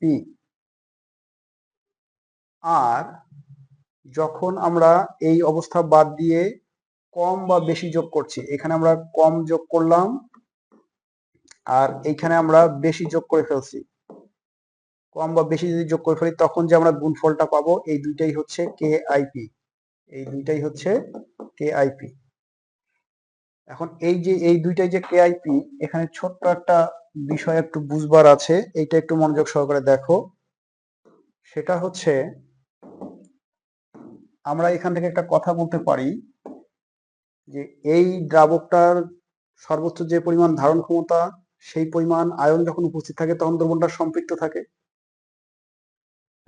আর এই দ্রাবকের সর্বোচ্চ যে পরিমাণ আয়ন ধারণ ক্ষমতা আছে তার চেয়ে যদি কম থাকে তাহলে দ্রবণটা অসম্পৃক্ত থাকে। আর এই দ্রাবকের সর্বোচ্চ যে পরিমাণ ধারণ ক্ষমতা তার চেয়ে যদি বেশি পরিমাণ আয়ন যদি ওখানে থাকে তাহলে দ্রবণটা অতিপৃক্ত হয় না, উপরের দ্রবণটা ঠিকই সম্পৃক্ত হয়। যে দেখো এখানে তো 5টাই আছে, তার মানে দ্রবণটা সম্পৃক্তই আছে, তবে এখানে এক্সট্রা একটা কাজ হয়েছে যে একটা আয়ন কিন্তু নিচে, মানে দুইটা আয়ন মিলে একটা লবণ, অর্থাৎ একটা লবণ অদ্রবণীয় রয়েছে, এই 6টার মধ্যে থেকে 5টা দ্রবণীয় হয়েছে আর একটা অদ্রবণীয় অবস্থায় নিচে কিন্তু পড়ে আছে। তাহলে এই ঘটনাগুলো থেকে একটা কথা বলা যায় যে যদি KIP এর মানটা যদি KSP এর চেয়ে যদি ছোট হয়, অর্থাৎ দ্রবণটা যখন অসম্পৃক্ত থাকে। তাহলে এখানে তিনটা কথা আছে। প্রথম কথা হচ্ছে যদি KIP is less than KSP হয় তাহলে কি হবে, কেএসপি কত হচ্ছে 5টা 5টা করে থাকলে আমরা এটা কেএসপি বলছি, বা 5 মান হচ্ছে 25, আর এখানে 4 4 16, তা 25-এর চেয়ে যখন 16 হবে অর্থাৎ কেআইপি এর মান যখন 25-এর চেয়ে কম হবে তখন দ্রবণটা কিন্তু হবে অসম্পৃক্ত। কেন অসম্পৃক্ত? কারণ এই দ্রবণে যে দ্রাবক আছে তার ধারণ ক্ষমতা 5টা এ 5টা বি, কিন্তু আমরা এ যাবত এখানে 4টা এ এবং 4টা বি দিয়েছি, তার মানে আরো একটা এ এবং আরো একটা বি এখানে যোগ করা যাবে, এই জন্য এই দ্রবণটাকে আমরা বলি অসম্পৃক্ত দ্রবণ। তাহলে এই অবস্থায় কি, এই অবস্থায় কি অধক্ষেপ পড়বে? এই অবস্থায় কিন্তু অধক্ষেপ পড়ার কোনো চান্স নাই। তাহলে যখন KIP is less than KSP হবে, হ্যাঁ, প্রশ্নে যেভাবে লেখা হয়েছে তাতে আমরা এইটাকে এভাবে বলতে পারি এর মানটা হচ্ছে 4 4 16 আর কেএসপি এর মানটা হচ্ছে 25, 5 5 25। তো তখন কি হবে, যখন KIP is less than KSP হবে তখন দ্রবণটা অসম্পৃক্ত হবে এবং অধক্ষেপ পড়বে না। অধক্ষেপ পড়বে, আর বড় করে একটু লিখে দিচ্ছি যে না। তাহলে কেআইপি ইজ লেস দ্যান যদি কেএসপি হয় তাহলে অধক্ষেপ পড়বে না। এই অবস্থায় দ্রবণটা কেমন হবে? এই অবস্থায় দ্রবণটা হবে অসম্পৃক্ত হবে, অসম্পৃক্ত হবে। এইটা একটু এক্সট্রা কথা, এই অবস্থায় দ্রবণটা অসম্পৃক্ত হবে। আচ্ছা, একটা কন্ডিশন গেল। 2 নম্বর কন্ডিশন হচ্ছে যে যদি কেআইপি ইকুয়াল যদি কেএসপি হয়ে যায়, তার মানে হচ্ছে যে এই দ্রবণটার ধারণ ক্ষমতায়, এখানে যে দ্রাবক আছে তার ধারণ ক্ষমতার সমান পরিমাণ আয়ন যদি এখানে উপস্থিত থাকে। এই যে সবুজ কন্ডিশনটা চিন্তা করো, যদি কেএসপি সমান যদি কেআইপি হয়, এখানে 5টা আয়ন আছে, 5টায় গুণ করলে 5টাই হচ্ছে 5 5 25 হয়। তার মানে এই ক্ষেত্রে এরকম হচ্ছে কন্ডিশনটা যে এটাও 25 এটাও 25 এরকম যদি হয় তাহলে দ্রবণটা সম্পৃক্ত থাকে, দ্রবণটা সম্পৃক্ত এবং এবার কিন্তু কোনো অধক্ষেপ পড়ছে না। তাহলে অধক্ষেপ পড়ছে না, এটা আমরা মুখস্থ করব না, ঠিক আছে? একটু বুঝার চেষ্টা করব, পড়বে না। দ্রবণটা কেমন হবে? দ্রবণটা হবে এই অবস্থায় সম্পৃক্ত হবে, পুরাই ফুললি একদম স্যাচুরেটেড সম্পৃক্ত হবে। এই অবস্থায় দ্রবণ হবে সম্পৃক্ত। আচ্ছা, আর একটা কন্ডিশন এরকম হতে পারে, সেটা হচ্ছে যে মনে করা যাক এখানে আমরা এই দ্রাবকের ধারণ ক্ষমতার চেয়েও বেশি পরিমাণ লবণ এখানে যোগ করছি, তখন তার ধারণ ক্ষমতা যেটুকু আছে সেটুকু পরিমাণ দ্রবণের মধ্যে থাকে আর বাকিটুকু নিচে পড়ে থাকে বা জমা হয়ে থাকে। এই জন্য আমরা এইটাকে বলতেছি যে যদি KIP is greater than KSP হয়, তো যেভাবে লেখা হয়েছে তাতে মনে হচ্ছে যে এইটা হচ্ছে আমাদের 6 6 36 আর কেএসপিটা হচ্ছে 25, কেএসপি অল টাইম 25। এই অবস্থায় কি হচ্ছে, এই অবস্থায় আমরা বলতে পারি যে অধক্ষেপ পড়বে, অধক্ষেপ পড়বে, অধক্ষেপ পড়বে। এখন এই অধক্ষেপ যে পড়বে, দ্রবণটা কেমন হবে বলো তো এইবার? অধক্ষেপ পড়বে, তবে এই অধক্ষেপের উপরে যে দ্রবণটা থাকবে এই দ্রবণটা কিন্তু সম্পৃক্ত, হ্যাঁ, তবে অধক্ষেপ সহ সম্পৃক্ত দ্রবণ আমরা এখানে বলতে পারি যে অধক্ষেপ সহ সম্পৃক্ত দ্রবণ। তো এই যে কথা কটা যে বলা হলো, এই কথা কটাকে মূলত দ্রব্যতা গুণফলের নীতি বলে কেতাবি ভাষায়। তাহলে আমরা মাথায় রাখবো যে যদি KIP is less than KSP হয় তাহলে অধক্ষেপ পড়বে না, এই অবস্থায় দ্রবণটা অসম্পৃক্ত থাকবে। যদি কেআইপি ইজ গ্রেটার দ্যান যদি কেএসপি হয় তাহলে অধক্ষেপ পড়বে, এই অবস্থায় দ্রবণটা অধক্ষেপ সহ সম্পৃক্ত থাকবে। আর যদি ঠিক কেআইপি সমান যদি কেএসপি হয় তাহলেও কিন্তু কোনো অধক্ষেপ পড়বে না, অধক্ষেপ পড়বে না, কিন্তু কি হবে, দ্রবণটা সম্পৃক্ত হয়ে যাবে। তো আশা করি কেআইপি এবং কেএসপি কি এবং এদের মধ্যে মিল অমিলটা কোথায় সেটা বোঝা গেছে। তো যেটা বলি সব সময় সেটা হচ্ছে যে বেসিক ক্লিয়ার রাখো। আশা করা যায় এই ছবিটা তোমাদেরকে বেসিক ক্লিয়ার রাখতে হেল্প করবে। এখন আমরা একটু গাণিতিক সমস্যা একটু সমাধান করে দেখি। এখানে যেমনটা বলছে যে 25 ডিগ্রি সেলসিয়াস তাপমাত্রায়, তাপমাত্রার কাজে লাগবে না, তবে তাপমাত্রা বলাটা ভালো, এটা হচ্ছে কেমিস্ট্রি গ্রামার। সিলভার ক্লোরাইডের দ্রাব্যতা দেওয়া আছে 2.25 এত গ্রাম পার লিটার। এটা দেওয়া আছে গ্রাম পার লিটার এককে। আমরা যতগুলো কেএসপি নির্ণয় করছি, এখানে কি করছে, এখানে কেএসপি নির্ণয় করতে বলছে, দ্রাব্যতা গুণফল কত নির্ণয় করতে বলছে। যতগুলো কেএসপি নির্ণয় করছি প্রত্যেকটাতে আমরা কিন্তু বলছি যে মোলার ঘনমাত্রা বসাতে হবে, মোলার ঘনমাত্রা বসাতে হবে, মোলার ঘনমাত্রা বসাতে হবে। মোলার ঘনমাত্রা কাকে বলে প্রথমে আমি ওই জন্য এটা লিখলাম। আমাদের এইটা হচ্ছে আমাদের মোলার ঘনমাত্রা, মোল পার লিটারটা হচ্ছে আমাদের মোলার ঘনমাত্রা, এইটা হচ্ছে মোলার ঘনমাত্রা। তাহলে এই যে আমরা যখন দ্রাব্যতা গুণফল যখন আমরা হিসেব নিকেশ করব, তখন আমরা দ্রাব্যতাটাকে অবশ্যই মোল পার লিটার এককে বিবেচনা করব। দ্রাব্যতাকে তিন ভাবে বিবেচনা করা যায়, একক বিহীন অবস্থায়, গ্রাম পার লিটার এককে বিবেচনা করা যায় দ্রাব্যতাকে, আর মোল পার লিটার এককে ব্যবস্থা বিবেচনা করা যায়। তবে আয়নিক প্রোডাক্ট নির্ণয় করি কিংবা তোমার দ্রাব্যতা গুণফল নির্ণয় করি, অর্থাৎ আয়নিক গুণফল কিংবা দ্রাব্যতা গুণফল যেটাই নির্ণয় করি না কেন, আমাদেরকে দ্রাব্যতাকে অবশ্যই মোল পার লিটার এককে ব্যবহার করতে হবে। গ্রাম পার লিটার বা আদার্স কোনো একক থাকলে সেটা ব্যবহার করা যাবে না, যাবে না এবং যাবে না। তাহলে এই যে এখানে যে গ্রাম পার লিটার এককটা যে দেয়া আছে, তার মানে হচ্ছে যে এই গ্রাম পার লিটার এককটা রাখা যাবে না। এটাকে কি করতে হবে, এই গ্রাম পারটাকে আমাদেরকে মোল পার লিটারে পরিণত করতে হবে। কেমনে সম্ভব, যদি আমরা এই গ্রাম পার লিটার যে মানটা দেয়া আছে এইটাকে যদি আমরা ভাগ করি, কি দেওয়া ভাগ করব, যেহেতু আমাদেরকে সিলভার ক্লোরাইডের দ্রাব্যতা দেওয়া আছে এবং এর বলতে কার, সিলভার ক্লোরাইডের দ্রাব্যতায় নির্ণয় করতে বলছে, সুতরাং সিলভার ক্লোরাইড যে আণবিক ভর হবে সেই আণবিক ভর দ্বারা ভাগ করবো। এর আণবিক ভর কত, 108 আর 35.5, তার মানে হচ্ছে 143.5 গ্রাম পার মোল। তাহলে এই যে এখানে যে দেওয়া আছে যে 2.25 ইন্টু 10⁻⁻3, হ্যাঁ এটাকে আমরা একটু মুছাই দেই। এইটা যে দেওয়া আছে এত গ্রাম পার লিটার, তো এইটাকে এখন আমাদেরকে কাজ করতে হবে, এটাকে আমাদের এখন মোল পার লিটার এককে নিয়ে যেতে হবে।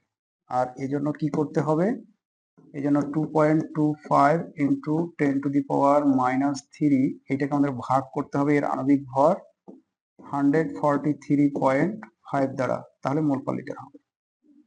করলে একটা কিছু হবে, কত হবে সেটাই আগে লিখে রাখি। সেটা হচ্ছে 2.25 মাইনাস 3 ভাগ হচ্ছে 143.5, 1.57 ইন্টু 10⁻⁻5। এইটা হচ্ছে দ্রাব্যতা, কার দ্রাব্যতা, সিলভার ক্লোরাইডের দ্রাব্যতা, এত এর দ্রাব্যতা। তো যাই হোক, আমরা বেসিকটা দেখে নিলাম, কেন চেঞ্জ করতে হবে সেটাও দেখে নিলাম। এখন আমরা গাণিতিক সমস্যাটা কিভাবে সমাধান করা যায় সেটাই।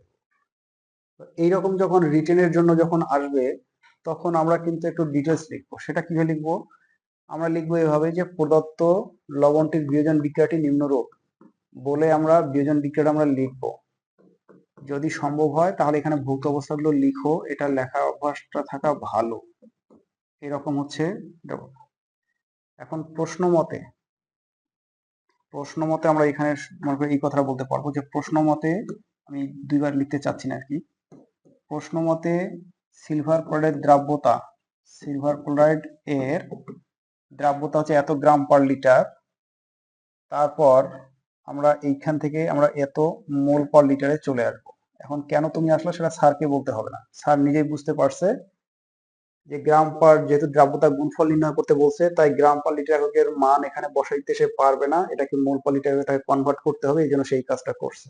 আচ্ছা, তো ওই সমীকরণটা লেখার পর তাহলে আমরা যেটা বলবো যে এখন এই সিলভার ক্লোরাইড দ্রাব্যতা গুণফল যদি কেএসপি হয়, তাহলে কেএসপি সমান যেটা লেখা যাবে উপরে এখানে হচ্ছে সিলভার প্লাস আর হচ্ছে সিএল হচ্ছে মাইনাস, এইটা সমান হচ্ছে, তাহলে একটা বিষয় খেয়াল করে দেখো, এইটা কিন্তু সিলভার ক্লোরাইড দ্রাব্যতা, এইটা যদি সিলভার ক্লোরাইড দ্রাব্যতা হয় তার মানে এইটাকে আমরা যদি মনে করা যাক যে এস বলতাম, তাহলে কি হতো দেখো তো, এখানে একটা এস বিয়োজিত হয়ে একটা সিলভার আয়ন এবং একটা ক্লোরাইড আয়ন উৎপন্ন হইতো।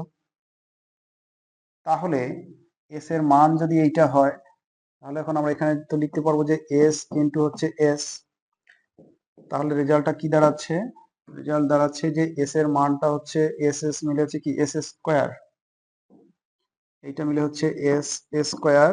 আর তাহলে এস স্কোয়ার মানে কি হচ্ছে 1.57 ইন্টু 10⁻⁻5, এটার উপরে হচ্ছে একটা কিউব, সরি স্কোয়ার করলে কত হবে? কত হচ্ছে 1.57 মাইনাস হচ্ছে 5, এটার উপর হচ্ছে একটা স্কোয়ার 2.46 ইন্টু 10⁻⁻10, এইটাই হচ্ছে এর কেএসপি। কেএসপি এর কোনো একক নাই, কেউ যদি বসাইতে চায় তাহলে সে এইভাবে বসাবে যে দ্রাব্যতা আর কি হচ্ছে, আর ওই যে এক্স প্লাস ওয়াই যে ছিল এটা বসাইতে পারে। তার মানে এখানে দ্রাব্যতার মানকে যে আমরা এস বলছি, আর দ্রাব্যতাকে আমরা কি করছি, বা এইভাবে না বলে ডিরেক্ট এভাবে বলা যেতে পারে যে মোল পার লিটার করে। দ্রাব্যতা যদি এখানে বাধ্যতামূলকভাবে মোল পার লিটার বসাইতেই হবে, তাহলে বসানো যাবে মোল পার হচ্ছে লিটার আর x plus y. X plus y বলতে কি বোঝায়, এখানে যে এক আর এখানে যে এক আছে এর মধ্যে একটা এক্স আর একটা হচ্ছে ওয়াই। তার মানে এটার ক্ষেত্রে আমরা যদি বলি তাহলে মোল পার লিটারের উপর স্কোয়ার হবে, মোল পার লিটারের উপর একটা স্কোয়ার হবে। তো একক নিয়ে অনেকগুলো ভাষা আছে, কেউ কেউ একক ব্যবহারের পক্ষে, কেউ কেউ পক্ষে না, এটা আমরা রাসায়নিক পরিবর্তন যখন পড়বো তখন আমরা জানবো। তো এই হচ্ছে মোটামুটি এইভাবে লিখে যেতাম, তাহলে আশা করা যায় যে এখানে 3 এর মধ্যে তুমি ফার্স্ট করে 3 পাবা, এইটাই আনসার। আচ্ছা, এখন আমরা আর একটু দেখি।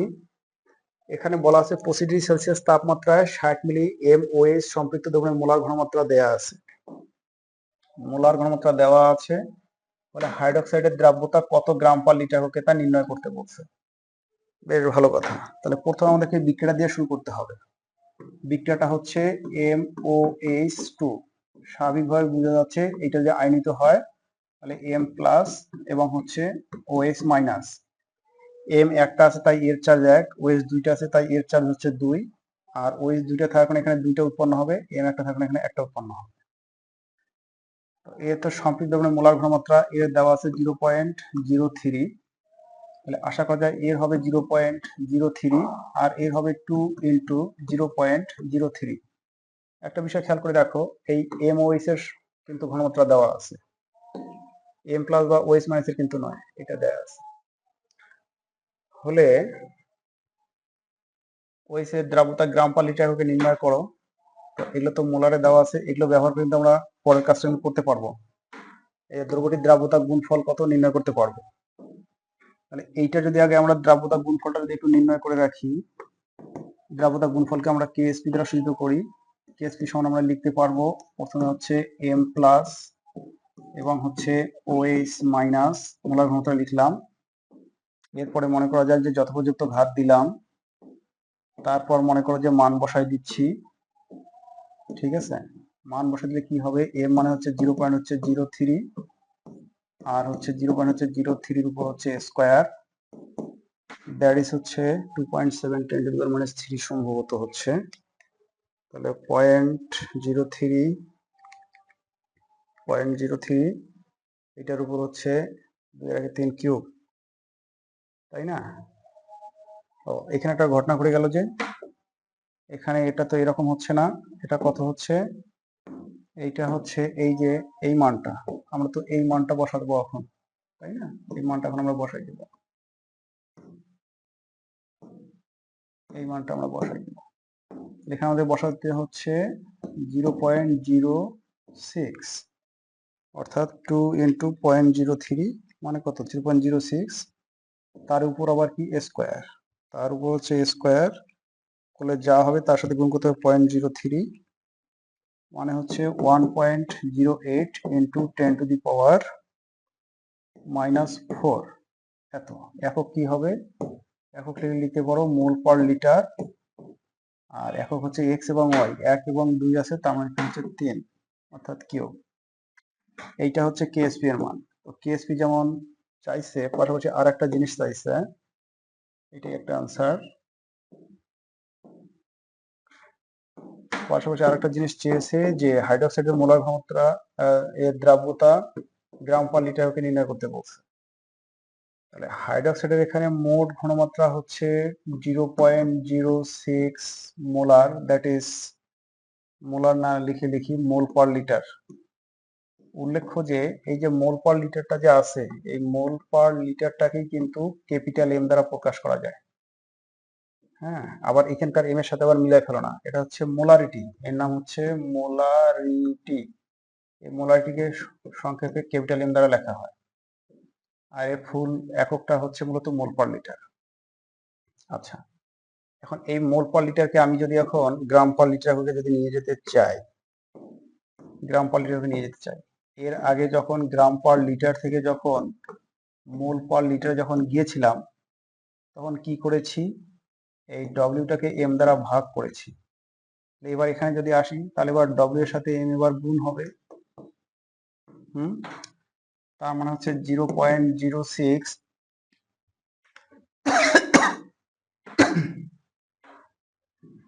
0.06 এর সাথে গুণ হচ্ছে হাইড্রোক্সাইড কত 17, 16 আর 17, তার মানে হচ্ছে এত 0.06 ইন্টু হচ্ছে 17, এটা হচ্ছে 1.02 গ্রাম পার লিটার।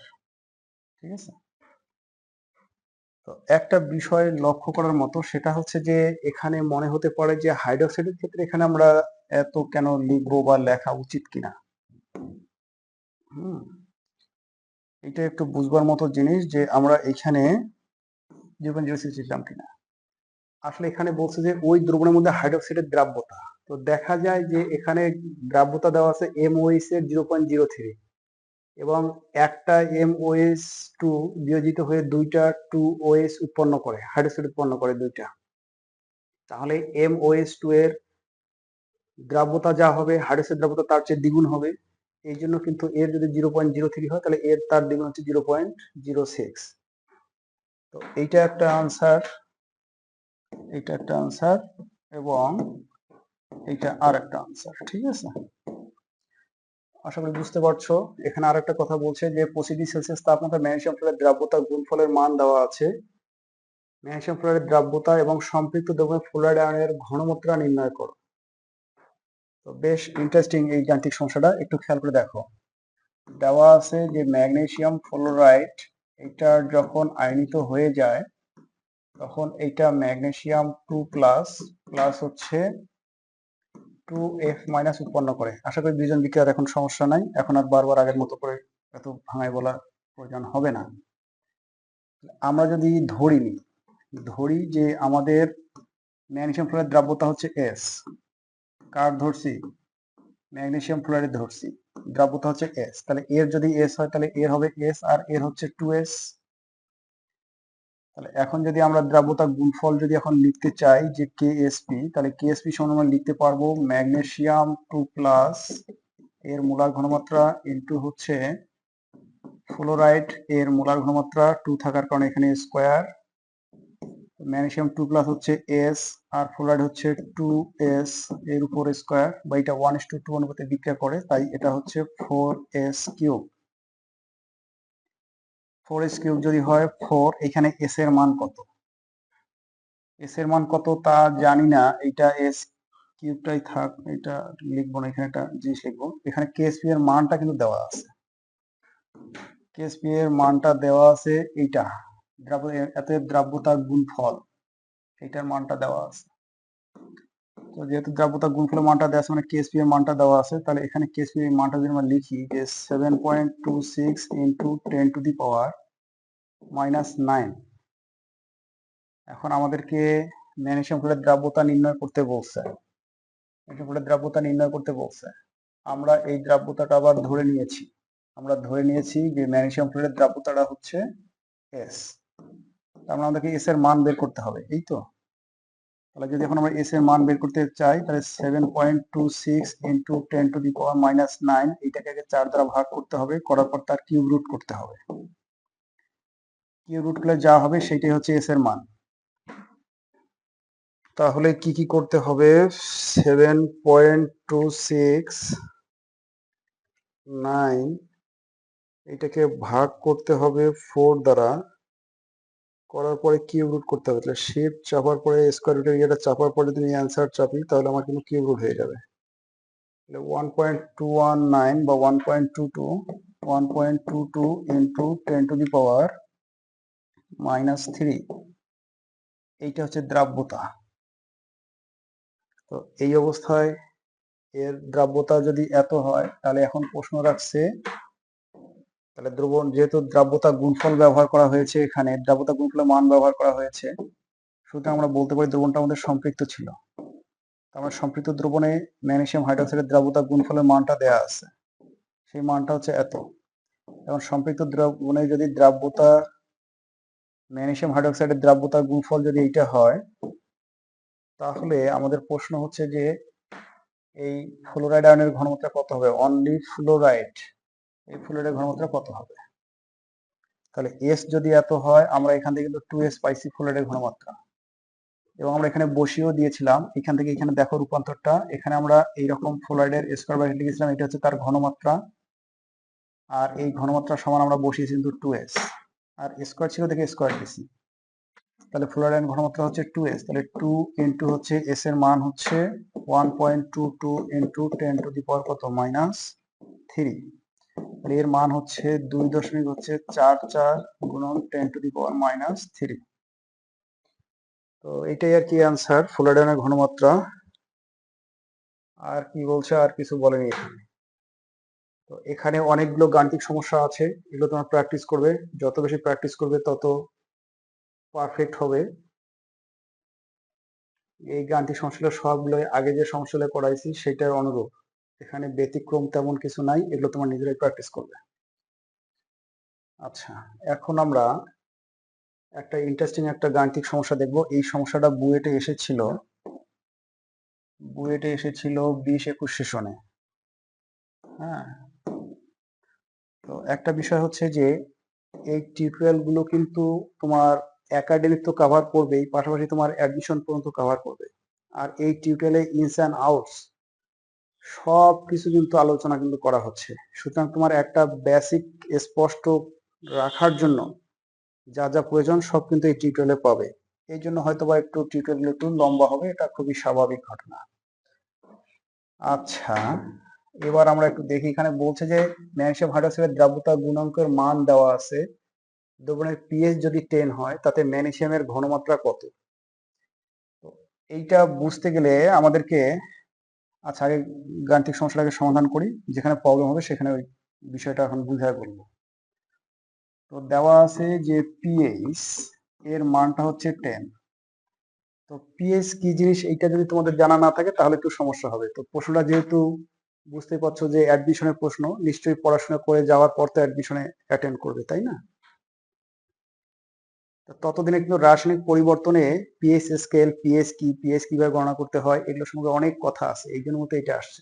তো আজকে যদি তোমার এটা যদি প্রথম হয়ে থাকে, ফার্স্ট ইয়ার বা নতুন যদি হয়ে থাকো, রাসায়নিক পদ্ধতি যদি পড়ে না থাকো, তাহলে একটা আমরা বিষয় মাথায় রাখবো যে পিএইচ হচ্ছে আসলে হাইড্রোজেন আয়নের মোলার ঘনমাত্রার ঋণাত্মক লগারিদমকেই বলা হচ্ছে পিএইচ। তাহলে পিএইচ কি? পিএইচ হচ্ছে হাইড্রোজেন আয়নের মোলার ঘনমাত্রার ঋণাত্মক লগারিদমকে পিএইচ বলে। আচ্ছা, তার মানে হচ্ছে -log10 ইকুয়াল হচ্ছে তোমার এখানে 10 দেওয়া আছে। এখন একটা বিষয় কি জানো, ওইখানে আর একটা কথা আমাদেরকে মাথায় রাখতে হবে, সেটা হচ্ছে এরকম যে পিএইচ এবং পিওএইচ এইটা যোগ করলে যোগফলটা 14 হয়। শর্ত হচ্ছে at 25°C টেম্পারেচার। এটা তাপমাত্রাটা ফিক্স করে দেওয়া উচিত ছিল। হ্যাঁ, তো যদি তাপমাত্রা ফিক্স করে না দেয় তাহলে কিন্তু আমরা এই কথাটা 14 বলতে পারবো না, তাপমাত্রা কম বেশি করলে এই মানটা কম বেশি হয়। তো বইটা যদি এইভাবে থাকে তাহলে প্রশ্নটা একটু সমস্যা। আচ্ছা, তাহলে এখন কথা হচ্ছে যে পি এর সমান যদি পিওএইচ পিএইচ প্লাস পিওএইচ সমান যদি 14 হয়, তাহলে এখন দেখো তো এখানে পিওএইচ সমান কত হবে? নিশ্চয়ই 14 থেকে আমরা যদি 10 বাদ দেই, অর্থাৎ 4 হচ্ছে পিওএইচ। এখন এইখানে যেভাবে আমরা লিখলাম যে পিএইচ সমান লেখা যায় মাইনাস লগ এইচ প্লাস এর মোলার ঘনমাত্রা, অনুরূপে পিওএইচ সমান লেখা যায় হাইড্রোক্সাইড আয়নের মোলার ঘনমাত্রার ঋণাত্মক লগারিদমকে বলা হচ্ছে পিওএইচ। তার মানে এইটা সমান হচ্ছে কিন্তু হচ্ছে 4। তাহলে হিসাব খুব সহজ। ওএইচ মাইনাস সমান আমরা কি লিখতে পারবো? উভয় পাশে মাইনাস নিলে আমরা লিখতে পারবো 10 টু দি পাওয়ার মাইনাস 4 হচ্ছে। এইটা কিভাবে হলো যদি জানা না থাকে তাহলে মনে হয় যে পাশে একটু বলে দেওয়া উচিত। সেটা হচ্ছে যে প্রথমত আমরা এভাবে লিখতে পারতাম, লগ ও এইচ মাইনাস সমান হচ্ছে -4, উভয় পাশে মাইনাস গুণ করিয়া। তারপর লেখা যেত এরকম যে ও এইচ মাইনাস করে 1/log, হ্যাঁ, -4। এই 1/logটাকে বলা হচ্ছে 10, তারপর হচ্ছে মাইনাস হচ্ছে 4। এইভাবেই হচ্ছে ওএস মানে হচ্ছে -4। তো যাই হোক, একটা কিছু হয়ে গেল অনেক দূর। এখন মূল কথায় আসি। তাহলে MOH এর দ্রাব্যতা গুণফল যদি আমরা লিখতে চাই, তাহলে আমাদের MOH এর বিয়োজন বিক্রিয়াটা কিরকম হচ্ছে? MOH এর বিয়োজন বিক্রিয়া হচ্ছে এখান থেকে একটা M প্লাস পাওয়া যায় এবং দুইটা OH মাইনাস পাওয়া যায়। এই অবস্থায় তার KSP এর যে মানটা হবে সেটা হচ্ছে যে M প্লাস এর মোলার ঘনমাত্রা হবে আর OH এর মোলার ঘনমাত্রা হবে। এই দ্রবণটাতে দ্রবণের পিএইচ যদি হয় তোমার 10, তাহলে ওই দ্রবণের OH এর ঘনমাত্রা হচ্ছে 10 টু দি মাইনাস 4। তো মূলত এই OH বলো আর এখানে 2S, এই টোটালটার এই মানটাই OH এর মান হচ্ছে 10 টু দি মাইনাস 4। তাহলে এখানে যদি এখন আমরা M প্লাস রাখি, M প্লাস কেন, Mg plus, magnesium plus, magnesium, আর এই মানটা হচ্ছে 10 টু দি পাওয়ার হচ্ছে মাইনাস হচ্ছে 4। তবে এইখানে কিন্তু আমরা যত পর্যন্ত ঘাত সহকারে আমাদেরকে লিখতে হবে, তার মানে এখানে যে 2 আছে এই দুইটাই উপরে তুলে দিতে হবে। তো 2 তুলে দিলে এখানে স্বাভাবিকটা 2 হয়ে যাবে। হলে কি হবে, কেএসপি এর যে মানটা আছে, কেএসপি মান হচ্ছে 2.0 into 10 two the power minus হচ্ছে 11। সেই হিসেবে আমরা বলতে পারি যে ম্যাগনেসিয়ামের মোলার ঘনমাত্রা যেটা হবে এটা তাহলে 2 প্লাস হবে। তো 2 প্লাস, ম্যাগনেসিয়াম 2 প্লাস, তাই না? এমজি হলে 2 প্লাস আর 2 মাইনাস, একটা সংখ্যা অন্যটা চার্জ, ওএইচ দুইটা আছে তাই ম্যাগনেসিয়াম হচ্ছে 2, ম্যাগনেসিয়াম 1 আছে তাই হচ্ছে 1। আচ্ছা, magnesium 2 plus 2 plus 2 plus 100% 2 plus equal হচ্ছে কত? 2.0 into 10 two the power minus 11 থেকে বাদ দিতে হচ্ছে 1 ইন্টু 10 টু দি পাওয়ার বা অনলি 10 টু দি পাওয়ার হচ্ছে মাইনাস হচ্ছে 8। তাহলে রেজাল্ট দাঁড়াচ্ছে 2.0 ইন্টু 10 টু দি পাওয়ার হচ্ছে মাইনাস 3। এইটাই কিন্তু হচ্ছে আনসার। তো একটা বিষয় হচ্ছে যে এইখানে আসলে ঘটনাটা ঘটলো কি, তোমার এখানে মনের মধ্যে একটা প্রশ্ন দেখা দিতে পারে যে যেহেতু আমরা ইতোমধ্যে যে হিসাব নিকাশগুলো পড়ছি সেই হিসাব নিকাশগুলোতে এইরকম হয়েছিল। কি রকম হয়েছিল? এই হিসেব নিকাশগুলোতে এইটা যদি আমরা এস ধরতাম তাহলে এইটা পাইতাম এস, এইটা পাইতাম 2s, এবং এই 2s এর মানটাই হচ্ছে নাকি এইটা, 2s সমান কিন্তু হচ্ছে এইটা। তো 2s যদি আবার ওইটুকু হয়, হ্যাঁ, তাহলে আমরা যদি শুধু একে যদি 2 দ্বারা ভাগ করি তাহলে আমরা এস এর মান পাই। তার মানে সেই হিসেবে হচ্ছে যে এটা যদি আমরা ভাগ করি তাহলে হচ্ছে 5 ইন্টু হচ্ছে 10 টু দি পাওয়ার মাইনাস 5। ঠিক আছে, তাহলে এস এর মান হচ্ছে এত। তো সেই হিসেবে তাহলে এইটাই তো মনে হচ্ছে যে ম্যাগনেসিয়ামের মনে হয় যে ঘনমাত্রা হয়ে যায়। এটাই হচ্ছে ম্যাগনেসিয়ামের ঘনমাত্রা। তাহলে এত আবার কাহিনী করার কি প্রয়োজন? এখানে আবার মান বসাই দিয়ে আবার এদিকে যাইতে হবে কেন? আসলে ছোট্ট একটা ঘটনা আছে। ঘটনাটা কি, আমরা এখানে একটু বেসিকটা একটু খেয়াল করি, যেটা প্রথমে বলতে চাইছিলাম। তো এটা হচ্ছে এরকম, যেমন মনে করো যে তুমি 5 গুণন 10 লিখে কিন্তু তুমি 50 করতে পারো। আবার তুমি এরকমও করতে পারো যে 2 গুণন 25 লিখেও কিন্তু 50 করতে পারো। দুইটা আয়নের গুণফল 50 ফিক্সড, দুইটা আয়নের গুণফল 50 ফিক্সড, হ্যাঁ। অর্থাৎ এই Mg2+ এবং 2OH- এর গুণফলটা এটা ফিক্সড করে রাখছে এরা, যে দ্রাব্যতা গুণফলের মান ওই টেম্পারেচারে এতই হয়। তার মানে 50 ফিক্সড।